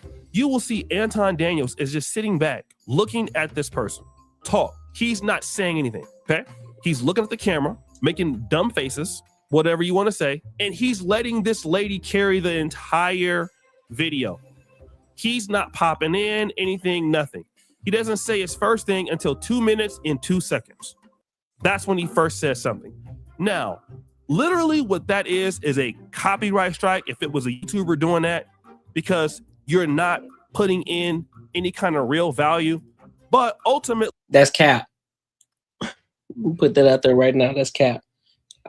I've done this long enough to know that you can do a video that's about 2 minutes or 3 minutes, hell, sometimes even 5 minutes, depending on I wouldn't say 5 minutes. All right, I'm not going too far, but definitely around 3 minutes or so. You can let the full video play and then you can give your thoughts on it. Now, if you just decide to do a 2 or 3 minute video and just post it up without saying anything, or you just and not saying anything, then that would make sense.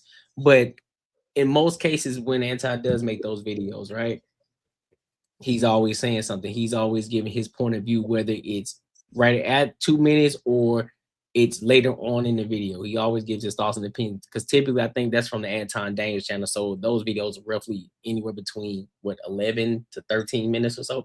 Yep. Roughly each and every one. You So get about 9 to 16, 9 about 16. Depending. Yeah. So I just think that what he's doing right now is just being disingenuous. and he should know better as a content creator, man.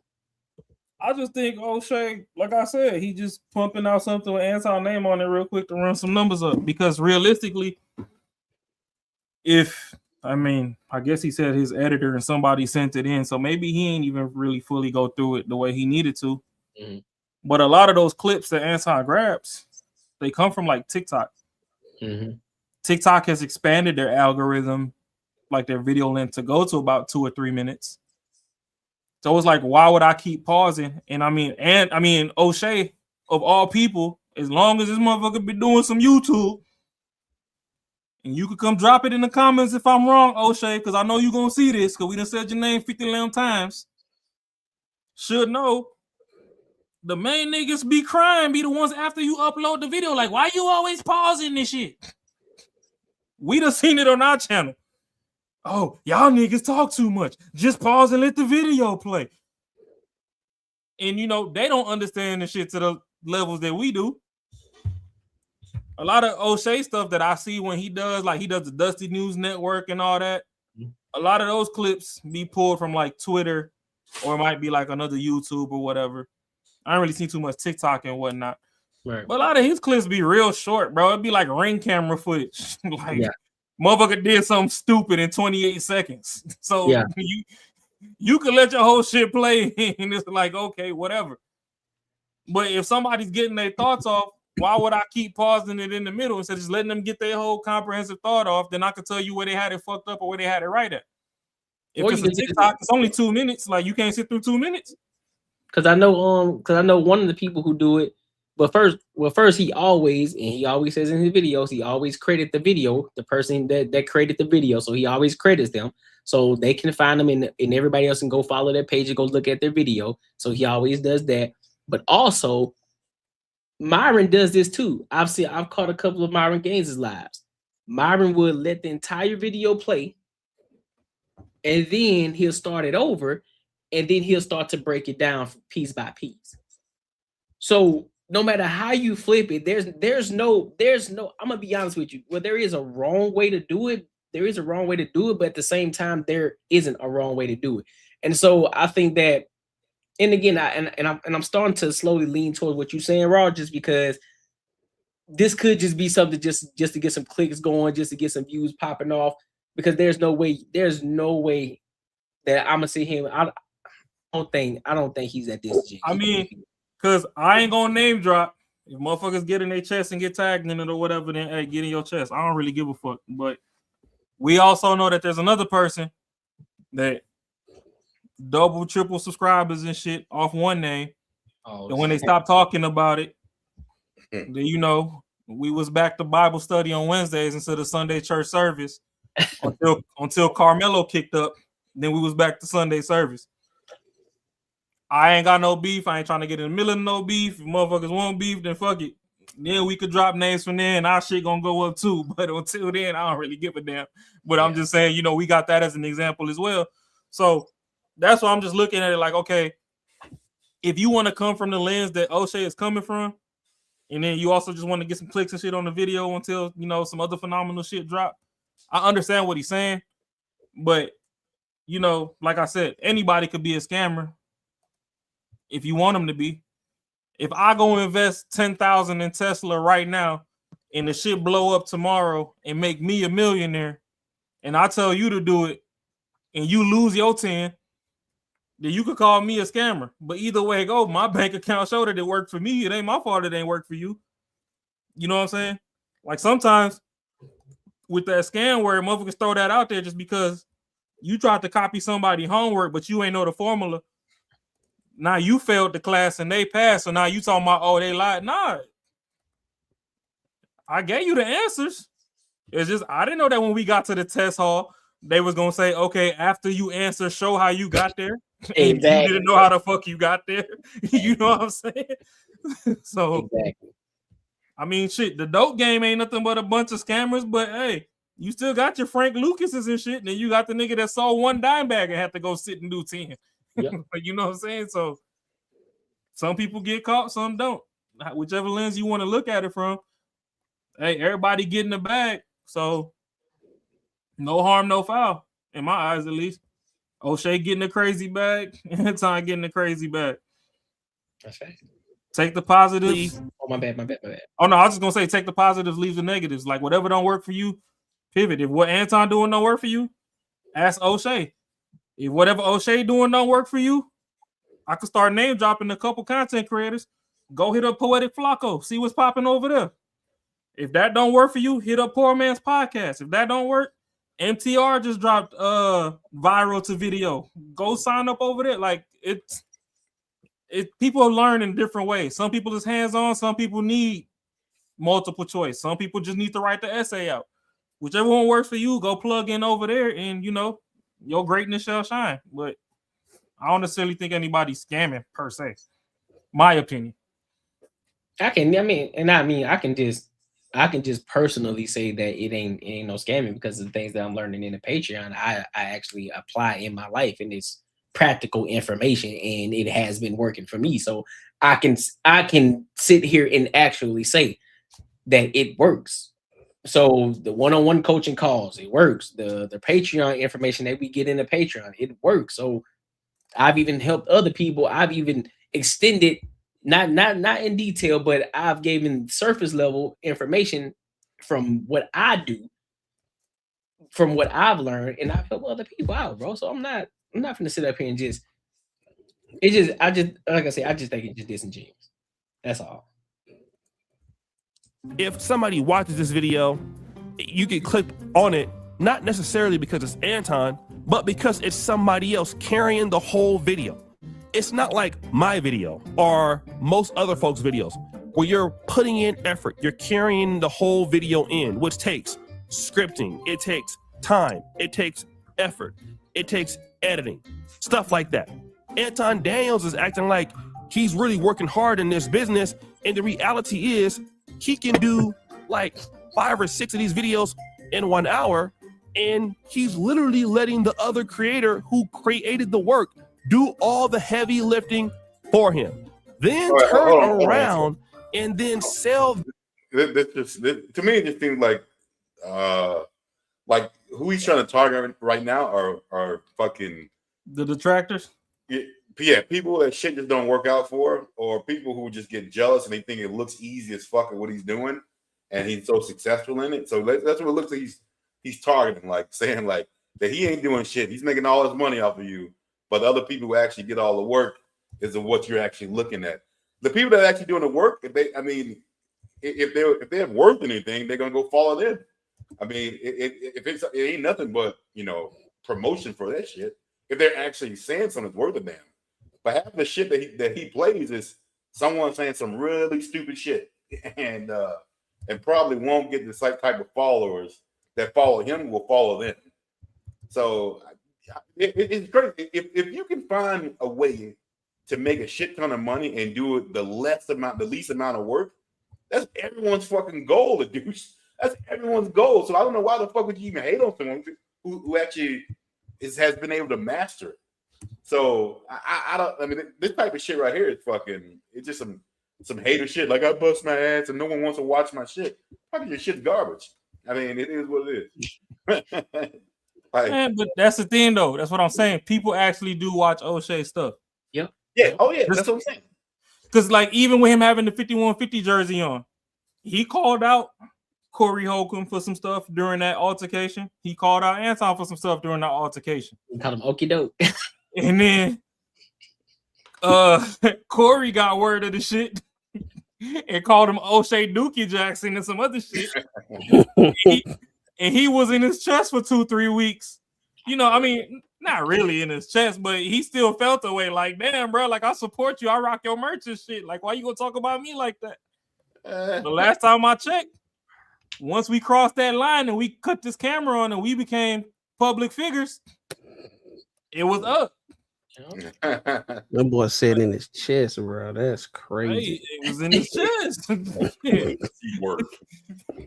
You can say crazy. Boy said he was in his chest. Damn. Like around and then sell this ability of quote unquote coaching and charge you $1,000 to help you get your YouTube channel up or your business up. $1,000? What are you Hey, Courtney, just leave that number in the air. Just leave it alone. I bet I leave that part alone. Let's look at this other video. This is interesting. If you're a black woman, shorten your nails in corporate America. Women debate if it's ghetto. Again, Mr. Hard Worker, okay? He's sitting back. That's again, crazy. there he is, probably the same day. He has the same thing on. Sitting back, looking at this. I mean, this is absolutely no effort. This other person who's created this has put up her time and effort into the video, creating this video. Anton is just sitting there looking at it, not interjecting a whole minute and 50 seconds, okay? He doesn't say anything until about 1 minute 52. So if you're watching this video, this is no longer really adding value to the video because the person has talked for 2 entire minutes. So you've had 2 entire minutes to basically use this person's content without saying anything into the content. And this is what he does every video. This is how you can put out 200, 300 videos a month right now, and make a whole lot of money. So now where I can agree to disagree with O'Shea is, yeah, he let the video rock out, but you're saying he didn't do nothing to change the content. No, he gives his take at the end. Yeah. And he touches the entire basis of whatever video. And O'Shea know this shit good and damn well that Anton still gives props to whatever creator he's reacting to. So literally just us not even knowing who this shorty is, for instance, if we was to watch that particular video and we go in the credits, we see who it is, we can go follow her. Her numbers could jump 10K just off the fact that he reacted to it. And there's also an extended olive branch to where if you don't like anything Anton said about your shit and you catch him on one of his shows, he will extend you grace for you to come clarify whatever you want or come get whatever's on your chest off. We've seen that many a times.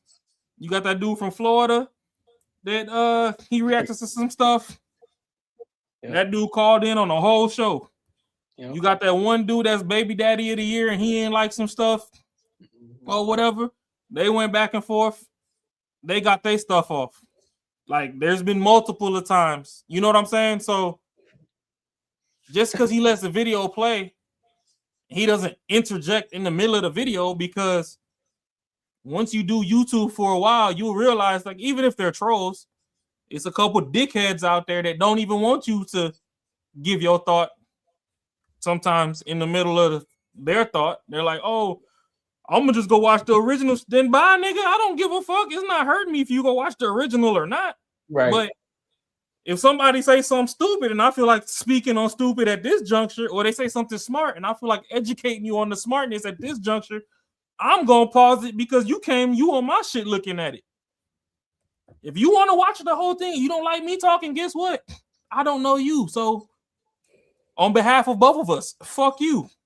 Each to each other. I don't know. It don't hurt me none. It don't hurt you none. If you don't like what we talking about over here in Banter and Barter, nigga, bye. Because guess what? Your friend like it. Somebody gonna come over here. Facts. And if you want to go over there and just be indoctrinated to bullshit and not learn anything extra, go over there. We not stopping you. We not saying that we got a shackle on your leg once you come over here.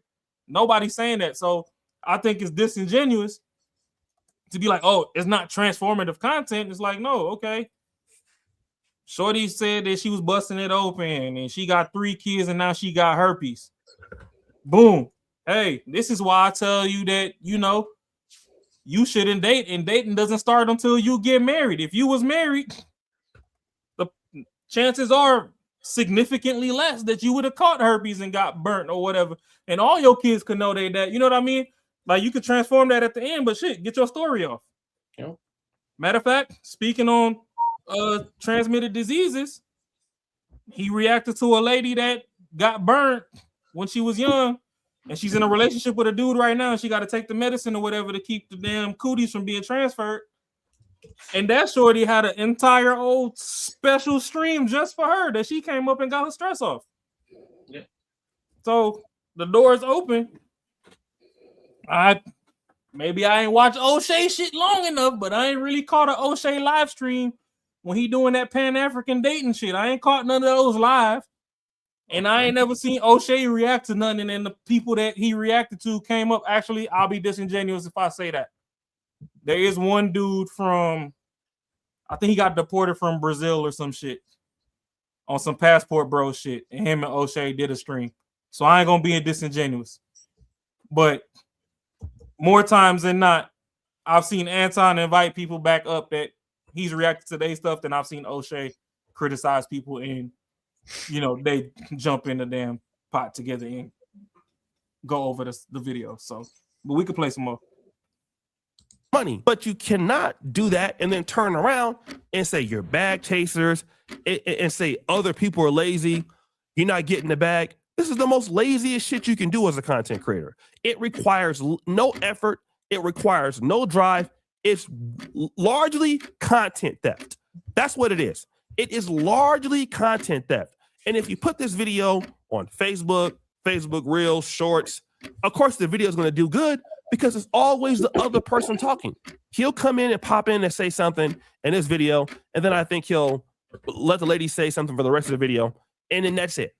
It's really lazy. It's no effort into it at all. Let's look at another video. If we go here, I'm not talking about Pride. Fans are mad at the San Francisco Giants Buster Posey over Pride Night. Again, this is not a good title, but okay. But we can see the play here. So let's do this. Sit back. It's the same day, same outfit. Record this video. Again, acting like he's working hard. The guy, this is not work, okay? This is not work. This is not ingenuity. This is scamming, okay? Largely, it's scamming whoever made the video, and you're adding no real value to it because, again, he doesn't say anything here until about, what? 1 minute, 51 seconds, 1 minute, 52 seconds. That's all. So then he says something. After playing their entire video for the entire time, okay? Didn't add any real value into it. Now, here's what he does. He builds up this credibility. He streams with people. Then he tells the women, look, if you want to get your YouTube channel up, you know, come and rock with me. You know, he has some streams and stuff like that.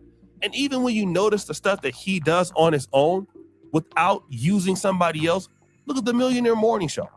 You look at the Millionaire Morning Show, it doesn't really have a whole lot of like views. I mean, he's on here for 3 hours, 4 hours a day. 19,000 views, 23,000 views, 22,000 views. It's not good. It's not great numbers. All right. And the reason why. All right, hold on. So, Courtney, you don't think he hating, bro? Because dog, that's kind of wild, bro.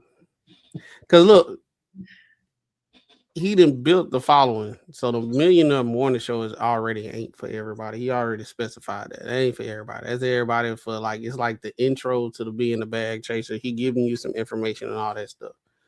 But then the other stuff when he doing the videos, just like you said, it's for his audience. He didn't, what, he got 1 million?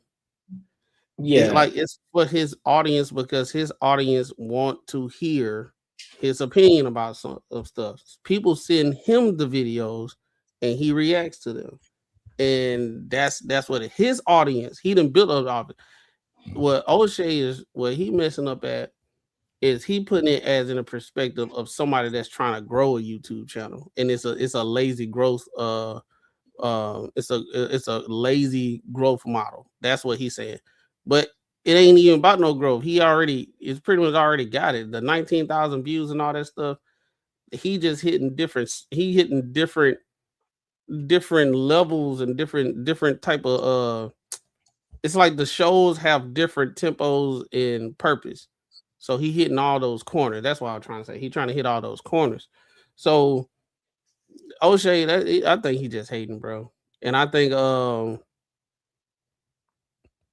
like he all the way off on his analysis. I think I know he do his thing, but like you said, everybody got multiple ways to do it, and what's working for Anton is working. Man, that's like O'Shea. I don't think O'Shea got as many followers as him, and then at the same time, Anton be talking to Stephen A. Smith and all that type of stuff. So he getting like mainstream for real based off his business model. So it's like you saying like he a scammer and all that type of stuff. It's like ain't no scamming when you've been doing this for a long time. Like he making it seem like Anton started like 3 years ago. My thing is this though. There's so many ways to skin the cat when it comes to this content creation, bro. No one thing is the right way. The way that O'Shea is doing it is a right way to do it. The way that Anton's doing it is a right way to do it. So many people make content in their own way that works best for them, so that way they can be as productive as they possibly can be. And so this is why, again, and now, you know, even though I do think it is disingenuous, I do think I do believe that there's a little bit of hate in this, because it's like, okay, well, how can somebody who is doing what he would consider minimal work or minimal effort compared to what it is that he do with all the editing and all the extra stuff that he does with his channel, because that's something that he may love to do and how he want to do it. But another thing is, what if it's somebody who just said, listen, bro, I want to be able to put out content, give my thoughts and give my opinions without all the editing crap, because maybe I'm not good at doing editing, so I don't want to learn how to do it. I want to find another way to put out content and still be able to say what it is I want to say. The reaction videos on YouTube is nothing different than somebody stitching the video on TikTok or remixing the video on IG. It's nothing different. This is just long form. We just understand that, all right, bet I got to talk longer now. All right, so therefore I can react to somebody's content behind the camera. I can do it a little bit more professional now. I don't have to just be walking on my phone and I got the phone up like this, whatever the case. And so this is why this is the problem. I think more so in this is where the transformative aspect comes in. It's no different than sports commentary. You see a video, you see highlight clips, and you give your thoughts and your opinions based off of you play basketball, based off of your knowledge of the game, based off of how long you've been watching the game. All of it. It's nothing. All the LeBron flops. All the LeBron flops. Everybody, all of this shit is content. So I don't know why he's trying to act like he's holier than thou or better than thou. All the me bounds. Right. O'Shea, you're doing the same exact thing. You're taking other people's videos. Yeah, you may be clipping them up. You may not just be sitting there letting them talk for 2 to 3 minutes, but you're doing the same thing. You're just doing it a different way, big dog. So for you to even come out and say something like that, I think for you to be as dope of a content creator that you are, I think that's kind of messed up in the way that you're trying to put that false information out there, that bad information out there. I think you're wrong by doing that. I mean, if you objective in life, it's a good look on both parties. That's fair. But before I jump into that, to give Macaroni the numbers, because right now, I don't know O'Shea numbers, but we was talking about Anton numbers. Collectively, he's sitting just shy of 2.1 million subscribers between all. Ooh, nice. And he has 1.1 and climbing billion with the B views. Nice. That's dope. As of right now, because he has a site that you can check his metrics and it's live updates. Like if you create a brand new page right now and go subscribe, the numbers will jump. That's dope. But honestly, to me, I just think to a varying degree, like I said, O'Shea, when you see this, you can tell me different in the comments and shit. Give me a line to reach out. I'll come get some coaching from you. But at the same time, what I'll say is, if you don't have a lot of time, you got a day job, all this other stuff, I feel like Anton has the least barrier to entry, greatest metric of success route to starting, especially a reaction YouTube channel. Yep.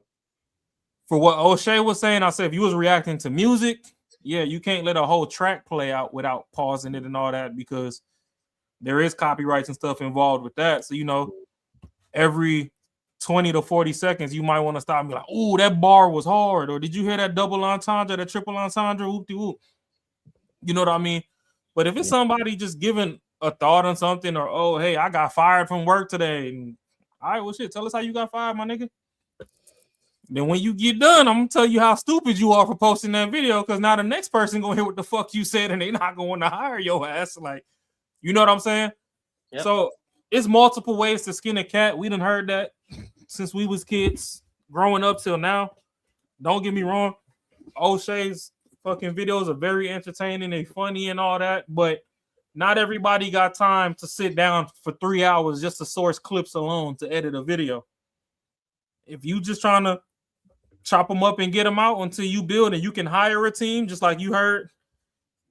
You know, he said, hey, I'm gonna tell my editor to press play in a minute without the sound on. When you come in the game, you ain't got editor money, buddy. YouTube not even paying you yet. You ain't even met the metrics to get AdSense.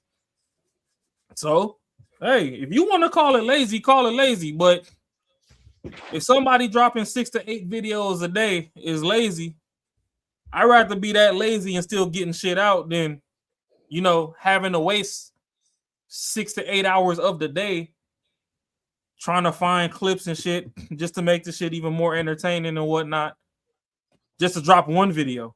You know what I'm saying? So if you want to make it to O'Shea's level, I still say start at Anton's level. Yep. And if you make it to O'Shea's level, you want to skip Anton level, hey, whoop-de-doo. If you got it, you got it. But I think there's different barriers to entries, and once you find something that works, that's another thing that they tell you about YouTube. Hey, once you find your niche, just stick to your niche so you can master it. Yep. YouTube ain't the place to be trying to be jack of all trades. O'Shea's a content creator. He might have a 5, 6, 9 person editing team.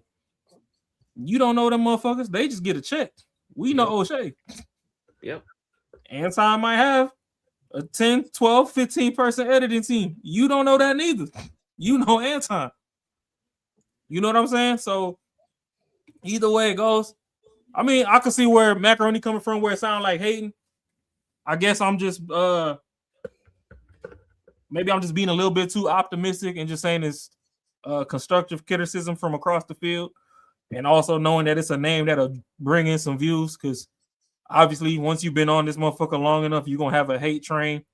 Yeah. Longer than Amtrak. So yeah, it's gonna get to a point one day they're gonna mention Banter and Barter, and just from dropping that somewhere, you're gonna, you know, get 20,000, 50,000 views. Hey, I'm here for it. You know what I'm saying? Yeah, that's true. That's true. That's definitely true. And that's another thing too. If you got soft skin, YouTube ain't for you. If you can't take critique, I mean, a lot of us up here, we play sports in the third, so we don't have people critiquing us our whole life. So I mean, yep. Pause, but Marcus finna be in them sausage making competitions and shit. So hey, you don't even know, player. Shit, smoking to be in the grill off. Yeah. Getting them yeah, ready, player. I don't know. I just think it's a healthy competition video. Yeah, that's what it sounds. That's what it sounds like, man. Call somebody out, get some eyes on you real quick.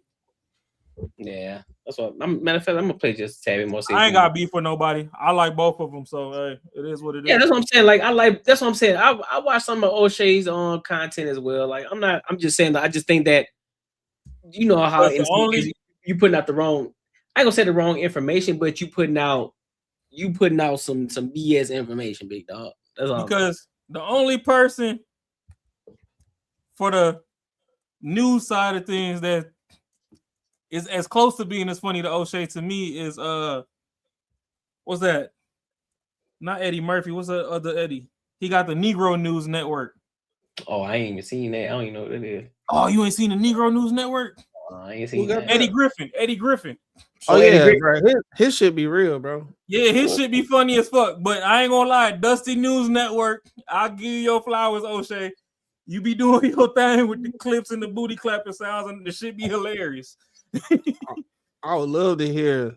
And Eddie Griffin is a legacy comedian. Yes, I'll put you above Eddie in that arena, huh? I said I'd love to have Eddie and Corey Holcomb in the same room talking shit about society and shit. That shit be crazy. Fell out the chair already. That ain't even happen. Hey, Like, 5150, make it happen. I think Eddie Griffin running to the ground though. He'll steal the show. Eddie Griffin. Oh yeah. Eric, he too smart, bro. Yeah. Well, yeah, people like Eddie Griffin and Mike Epps, they just naturally ain't got sense, so it don't matter. Okay, you can fake everything else, but when it's just you doing the content, you have to carry the show. It's difficult. Same thing with Room 9. They don't get great numbers over there, but the whole idea is it's always a grift. Now, here's what I want to say to entrepreneurs like this.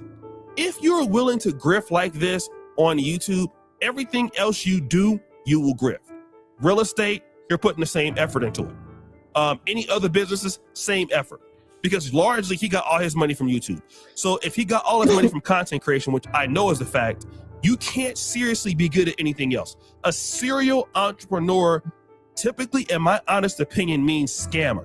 That's what that means. It's French for scamming, okay? And I never noticed it until now. And it's crazy because this guy sits around all the time and insults the black community like a dog. And then you see literally he found a glitch in the system. And if you ask him, how do you set up a YouTube channel? How do you make thumbnails? How do you make titles? He doesn't know. Largely what's brought him into where he's at now is just being controversial. So if you're controversial and you can basically fake it till you make it, which is what he did, you know, getting into the likes of Stephen A. Smith, getting into the likes of Charleston White, and basically just running that who you know game and using clout to make money. That's all this is. You know, if you want to also fake it till you make it too, and use your opportunities and then act like you have game for people, this is no game in this, okay? If you copy this exact method, it will never work. You will not be a good content creator, all right? If YouTube ever changed its policy on this stuff, he would never even have a channel. Largely, it's lazy work. It's the same thing every month, put up a whole bunch of videos, letting other people talk, do that 3 to 4 hours a day, acting like you're working so much, you're so busy as an entrepreneur when you're not. There is no, like, literally, I could do this in about an hour. Seriously, 1 hour, 2 hours. I mean, somebody might find the clips for you, but that's not work because the whole time somebody is carrying the load. Like, listen to what I'm doing right now. The whole 12 minutes or 13 minutes, however this video is going to be, I've been carrying the video myself. I've had to find the clips. I had to have the talking points. I've had to work throughout the video, put it together, then come back, design a thumbnail, design the title, all of that. That's my honest work. Okay, it takes a long time to do that. Well, that's your fault that you decided to do your content that way. That's a you problem, big dog. But Courtney, this is where listen is an art.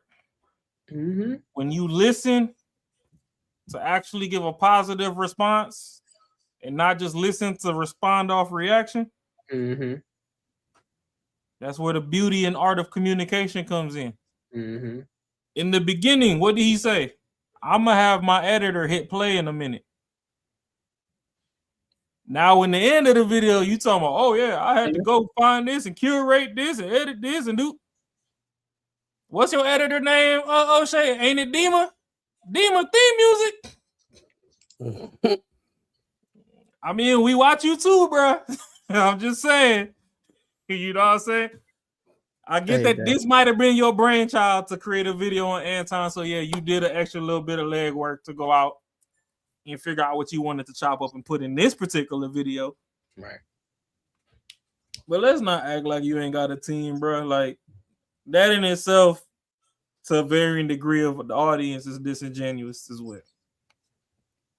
You know what I'm saying? Like, if we gonna start from the bottom, pause, to make it there, the Anton formula works.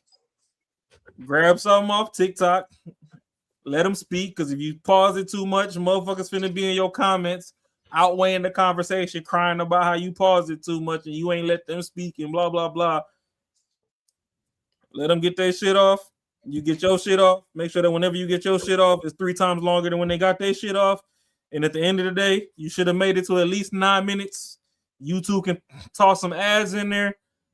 Once you get over your metric, whatever it is at the time, because I'm not going to put a number on it. They could change anything tomorrow. Yep. You can get your channel monetized. And then every 21st, on the 21st, that bank account going to go ding. Facts. And then if you care to be more creative than that and grow from there, boom, O'Shea got the formula for you. If you got you a 9 to 5 and you only got an extra 2-3 hours a day to spare, and you just want to stay in that pocket, keep doing what AD do.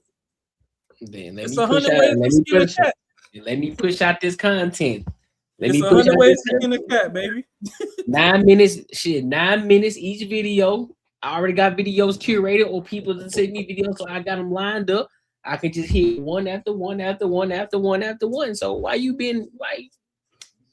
And the beauty of it is, it's actually working smarter, not harder, because Exactly. YouTube rewards you for consistency as well. So if you push it out, they're gonna reward you and push your content out. So that's what I'm saying, bro. Like he being disingenuous, bro. Like he just don't like his method. I think he got a little bit of hating, and he did do a review over that whole 5150 show and that ton shit. He had what he said. Yeah, he called out some stuff and everything, but yeah, I think he just being. I think one Raw, you right.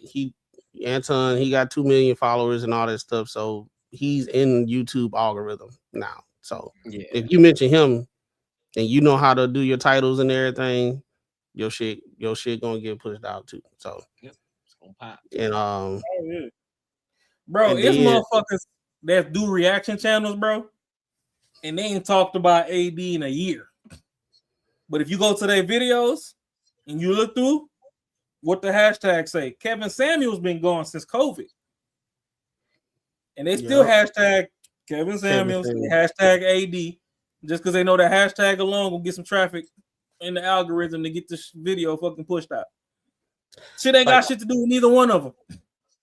And then what the whole thing about it is, like we said earlier, bro, people be tired of some people be tired of watching people doing reactions and stopping all the time. Like a lot. I know some people. I done seen some, bro. I follow this guy. I stopped following him. Like at first I was rocking with him, but bro, creators support creators, man. Quit hating on that man. Hey, I ain't say his name. Look at that Shaq. Because at one point he was pausing a lot, then he stopped doing it. He like, let me let it play out a little bit longer before I say something. Yep. Everybody changed, switching it up because, bro, literally the dude, I stopped following because I was like, bro, yes. And he even said in his videos, he was like, hey, if y'all want to go watch the whole show, I'm gonna stop and I'm gonna do this. I'm like, okay. I started just going to the thing. Because I'm like, God damn. Because then every time he stopped it, he go on a whole monologue and have to keep repeating himself and talk in a circular way. And he keeps saying the same shit. And I'm like, bro, I do want to hear it. You already saw it. And now you acting like you haven't saw it because you're trying to make content.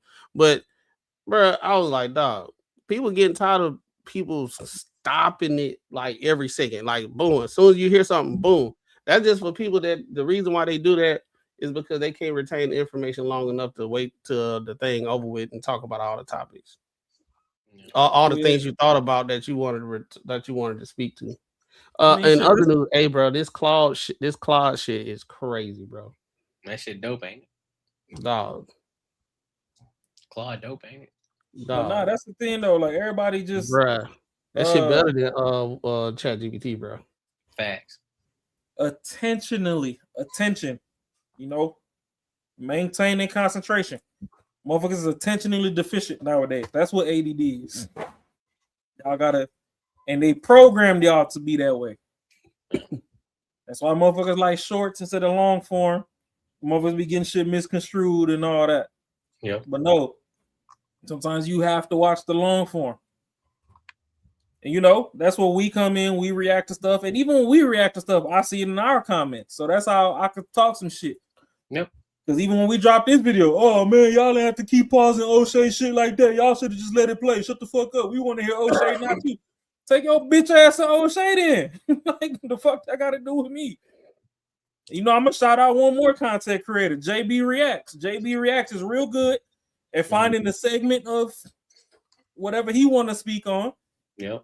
He might knock out a 15-20 minute segment of an hour and a half show, and he want to speak on that. And he like, you know what? Boom, I'm gonna cut it right there. The conversation is dope. They got more stuff to say, and if you want to see what the fuck they's talking about, take your bitch ass over there. Hey, that's a fact. So there's multiple ways to skin a cat.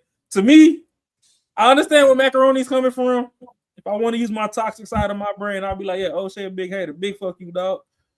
But equally being a content creator and all that, I just think it was a constructive criticism video with a name tied to getting views in the algorithm that was easy to get off. Because even I went over there while we was watching it and looked in the comments, And I could tell that O'Shea was talking and niggas wasn't listening. O'Shea literally said verbatim, I know Anton made the bulk of his money on YouTube. One of the first comments in that nigga section. Oh yeah, he made money from his dad dying. Yeah, I saw that. I'm like, bro, y'all gotta be y'all wild.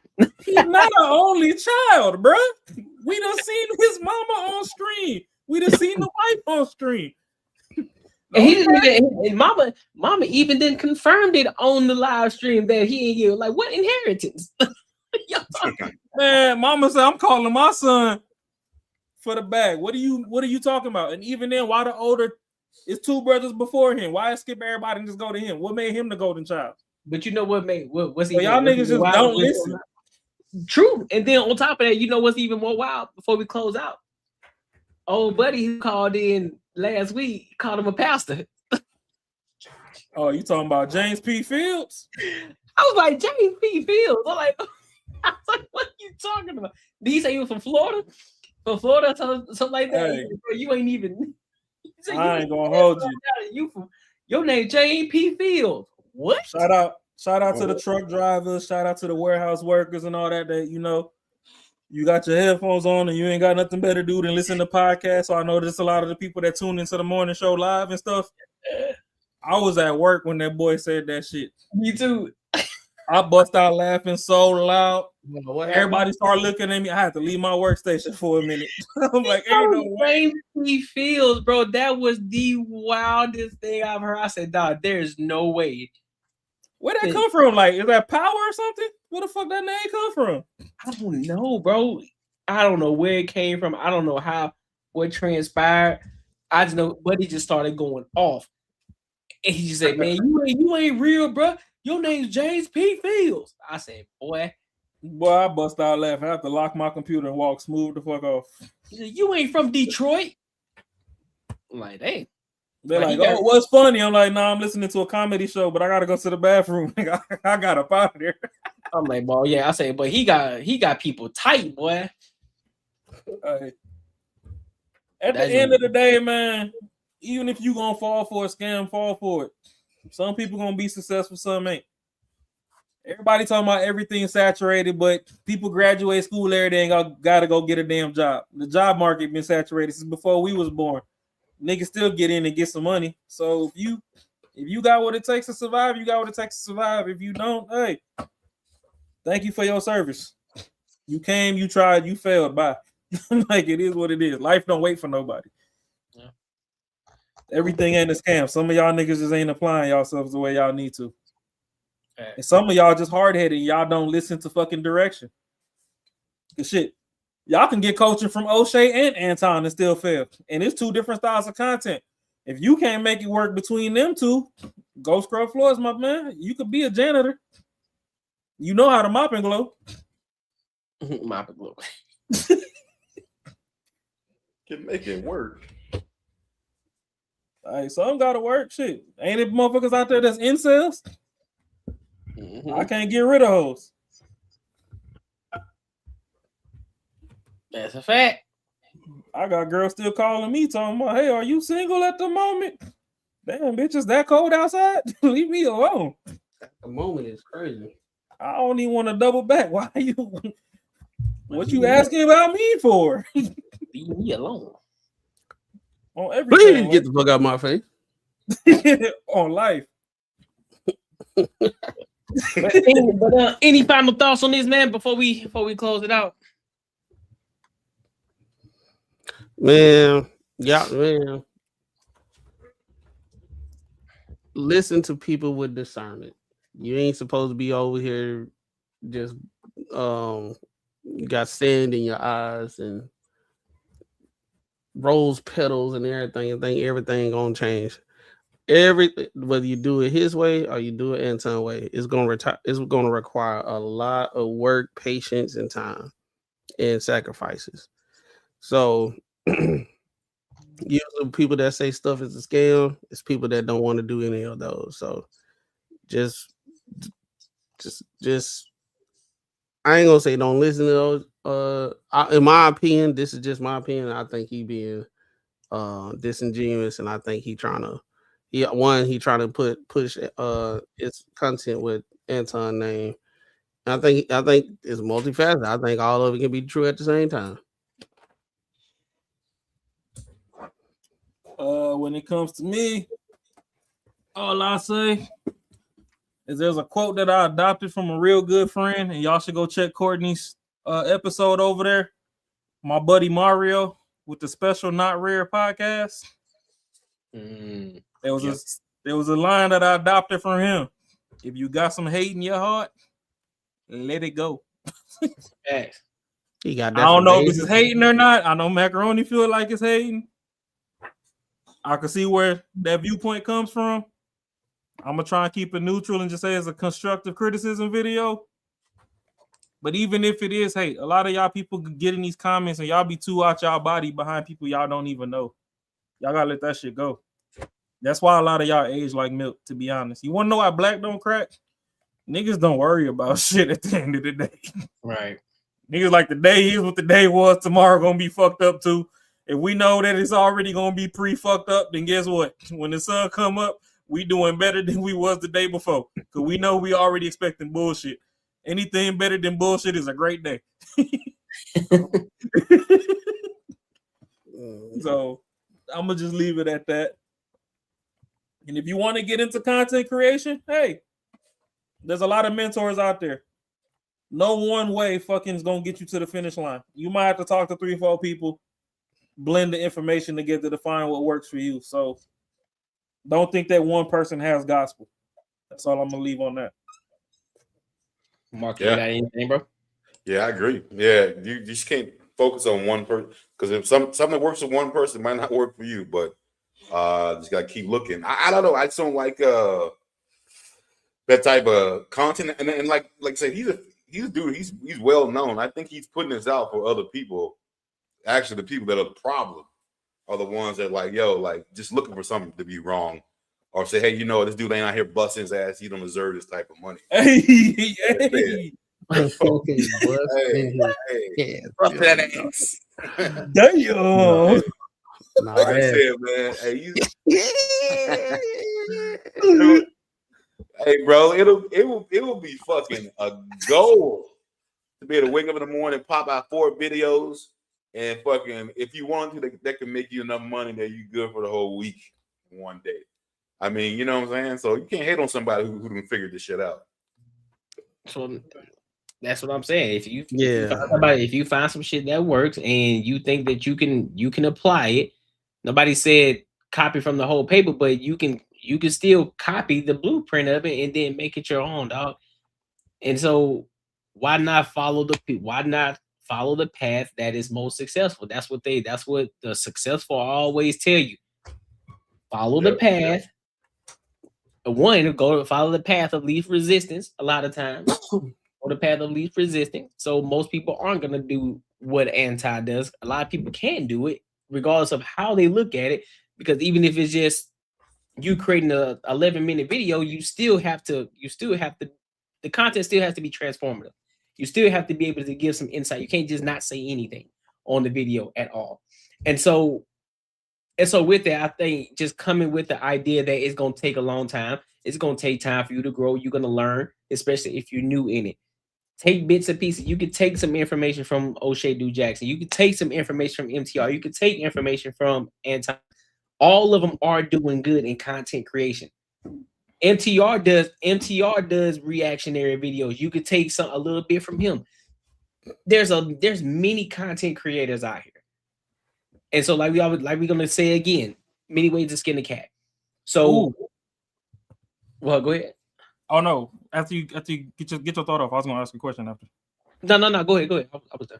No, I was gonna say we got an extra 10 or 15 minutes real quick. How you feeling, Matt?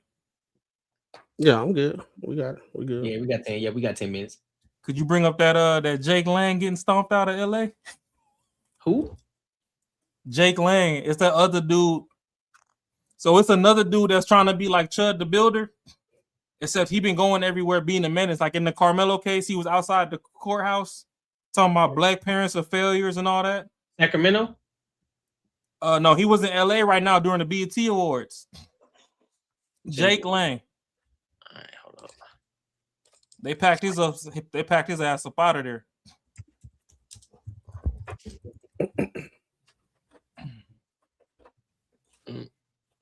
You said BET Awards? Yes, sir, Ski. You think so, Dial Up? You think he with the feds? Hey, shit. Hey, did y'all You think he a CIA plant?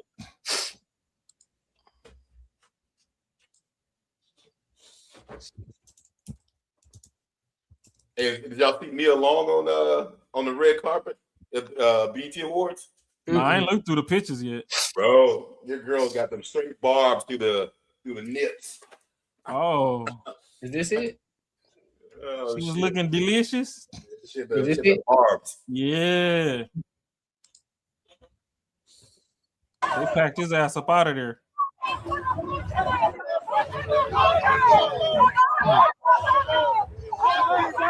Yeah, so you see those, like that dude right there in the back, that tall dude, he put paws on him.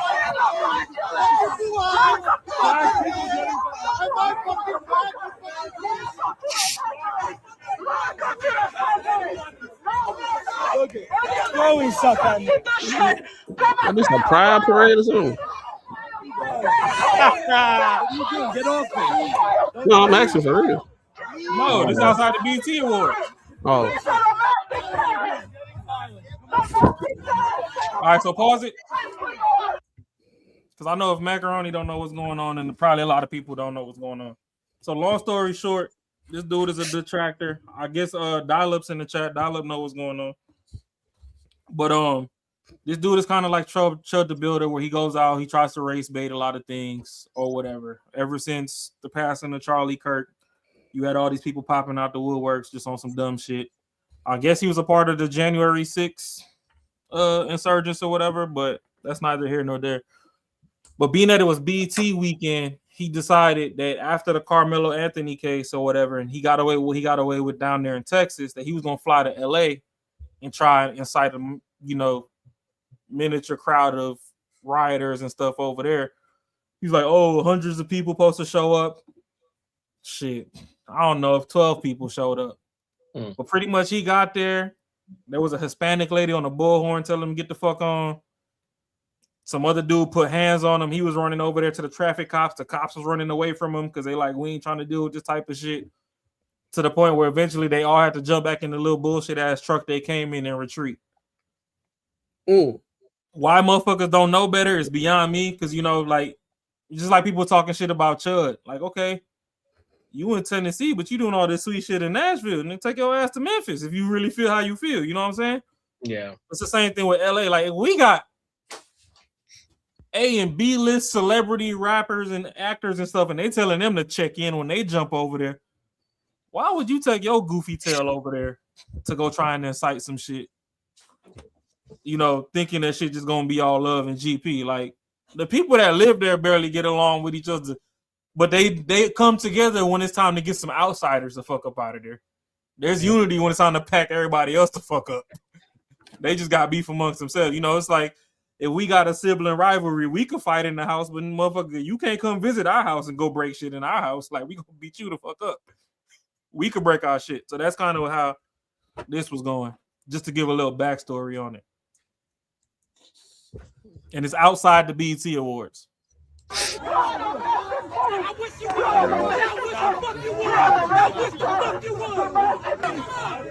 have seen this dude before. Yeah, like one of those dudes in the suits is his security, and they took off running.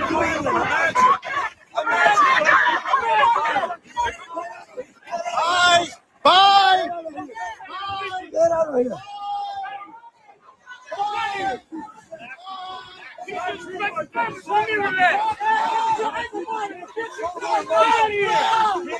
Shit, the essays was down for it too, huh? But that's what I'm saying. That's a beautiful thing, because you over here trying to do the black and white bullshit, not realizing LA don't really like, they do their own politics amongst themselves. Yeah. But in the streets, if you're not California, then they're not gonna let you get your shit off. Yeah. Oh shit, my bad. What the hell I just do? So you trying to show off that new background? You know, Bull City finna come in and think you got 12-foot ceilings now. My bad. I don't know what the hell. I don't know what the hell just happened. That was weird. He like the wall black now. I can't even see the ceiling line. He got a skylight up there. Hey, you go right off. And that's the thing. This ain't even the final form. I got some more shit coming with it. Oh, he said Nick Fairties is one of the worst. Oh, Nick Fuentes, yeah, that dude. That's a whole nother. Yeah. Hey man, the Squid Game's finna be up soon. That's all I know. At this point, something. At this point. But hey, my good people, man, we appreciate y'all for coming to kick it with us. You know what I'm saying? Nobody gave us $5 today. All right. Oh, man, give my $5. All right, bro. Man, give my $5, man.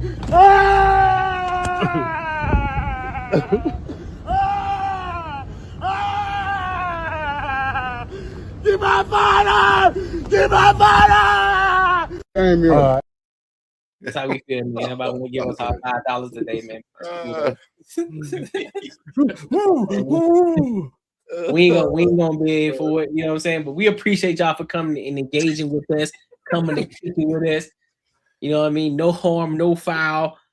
Hey, that is a hot take, Dollar.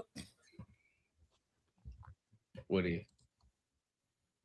Oh, here's the hot take. Charlie Kirk would have held black empowerment causes, not racists killed by globalists. Yep, facts. That's a fact. That is a fact. You right on the nail on that one. But hey, make sure y'all here tomorrow for the Courtney Egger show tomorrow, same time, 7:05 p.m. Y'all come kick it with your boy tomorrow. Tomorrow's a solo show. You know what I mean? But and please, if there's anything y'all can do within y'all strength and power, I know America turning 250. Just remember, fireworks are a form of bomb. Stay safe. Facts. Don't blow yourself up trying to celebrate. Bill still due on the 1st. Facts. Move accordingly. Stay out the way. Stay out the way. Oh my God. Please. These people, these niggas, they was already popping fireworks out here. I'm like, bro, it ain't even that time yet, dog. Dog, I don't know what it is, bro. I done heard a couple of fireworks. I'm saying, bro, like, y'all gonna run out of fireworks before you got down, before the day hit. Not with the Draco with the stendo on it. Them ain't no Dracos with no stendo. Now them fireworks. I saw them hoes bright. Nah, Macaroni said they gonna run out. Oh yeah, that's true. They gonna come out there. Yeah, you might just hear the noise without seeing the spark if they run out.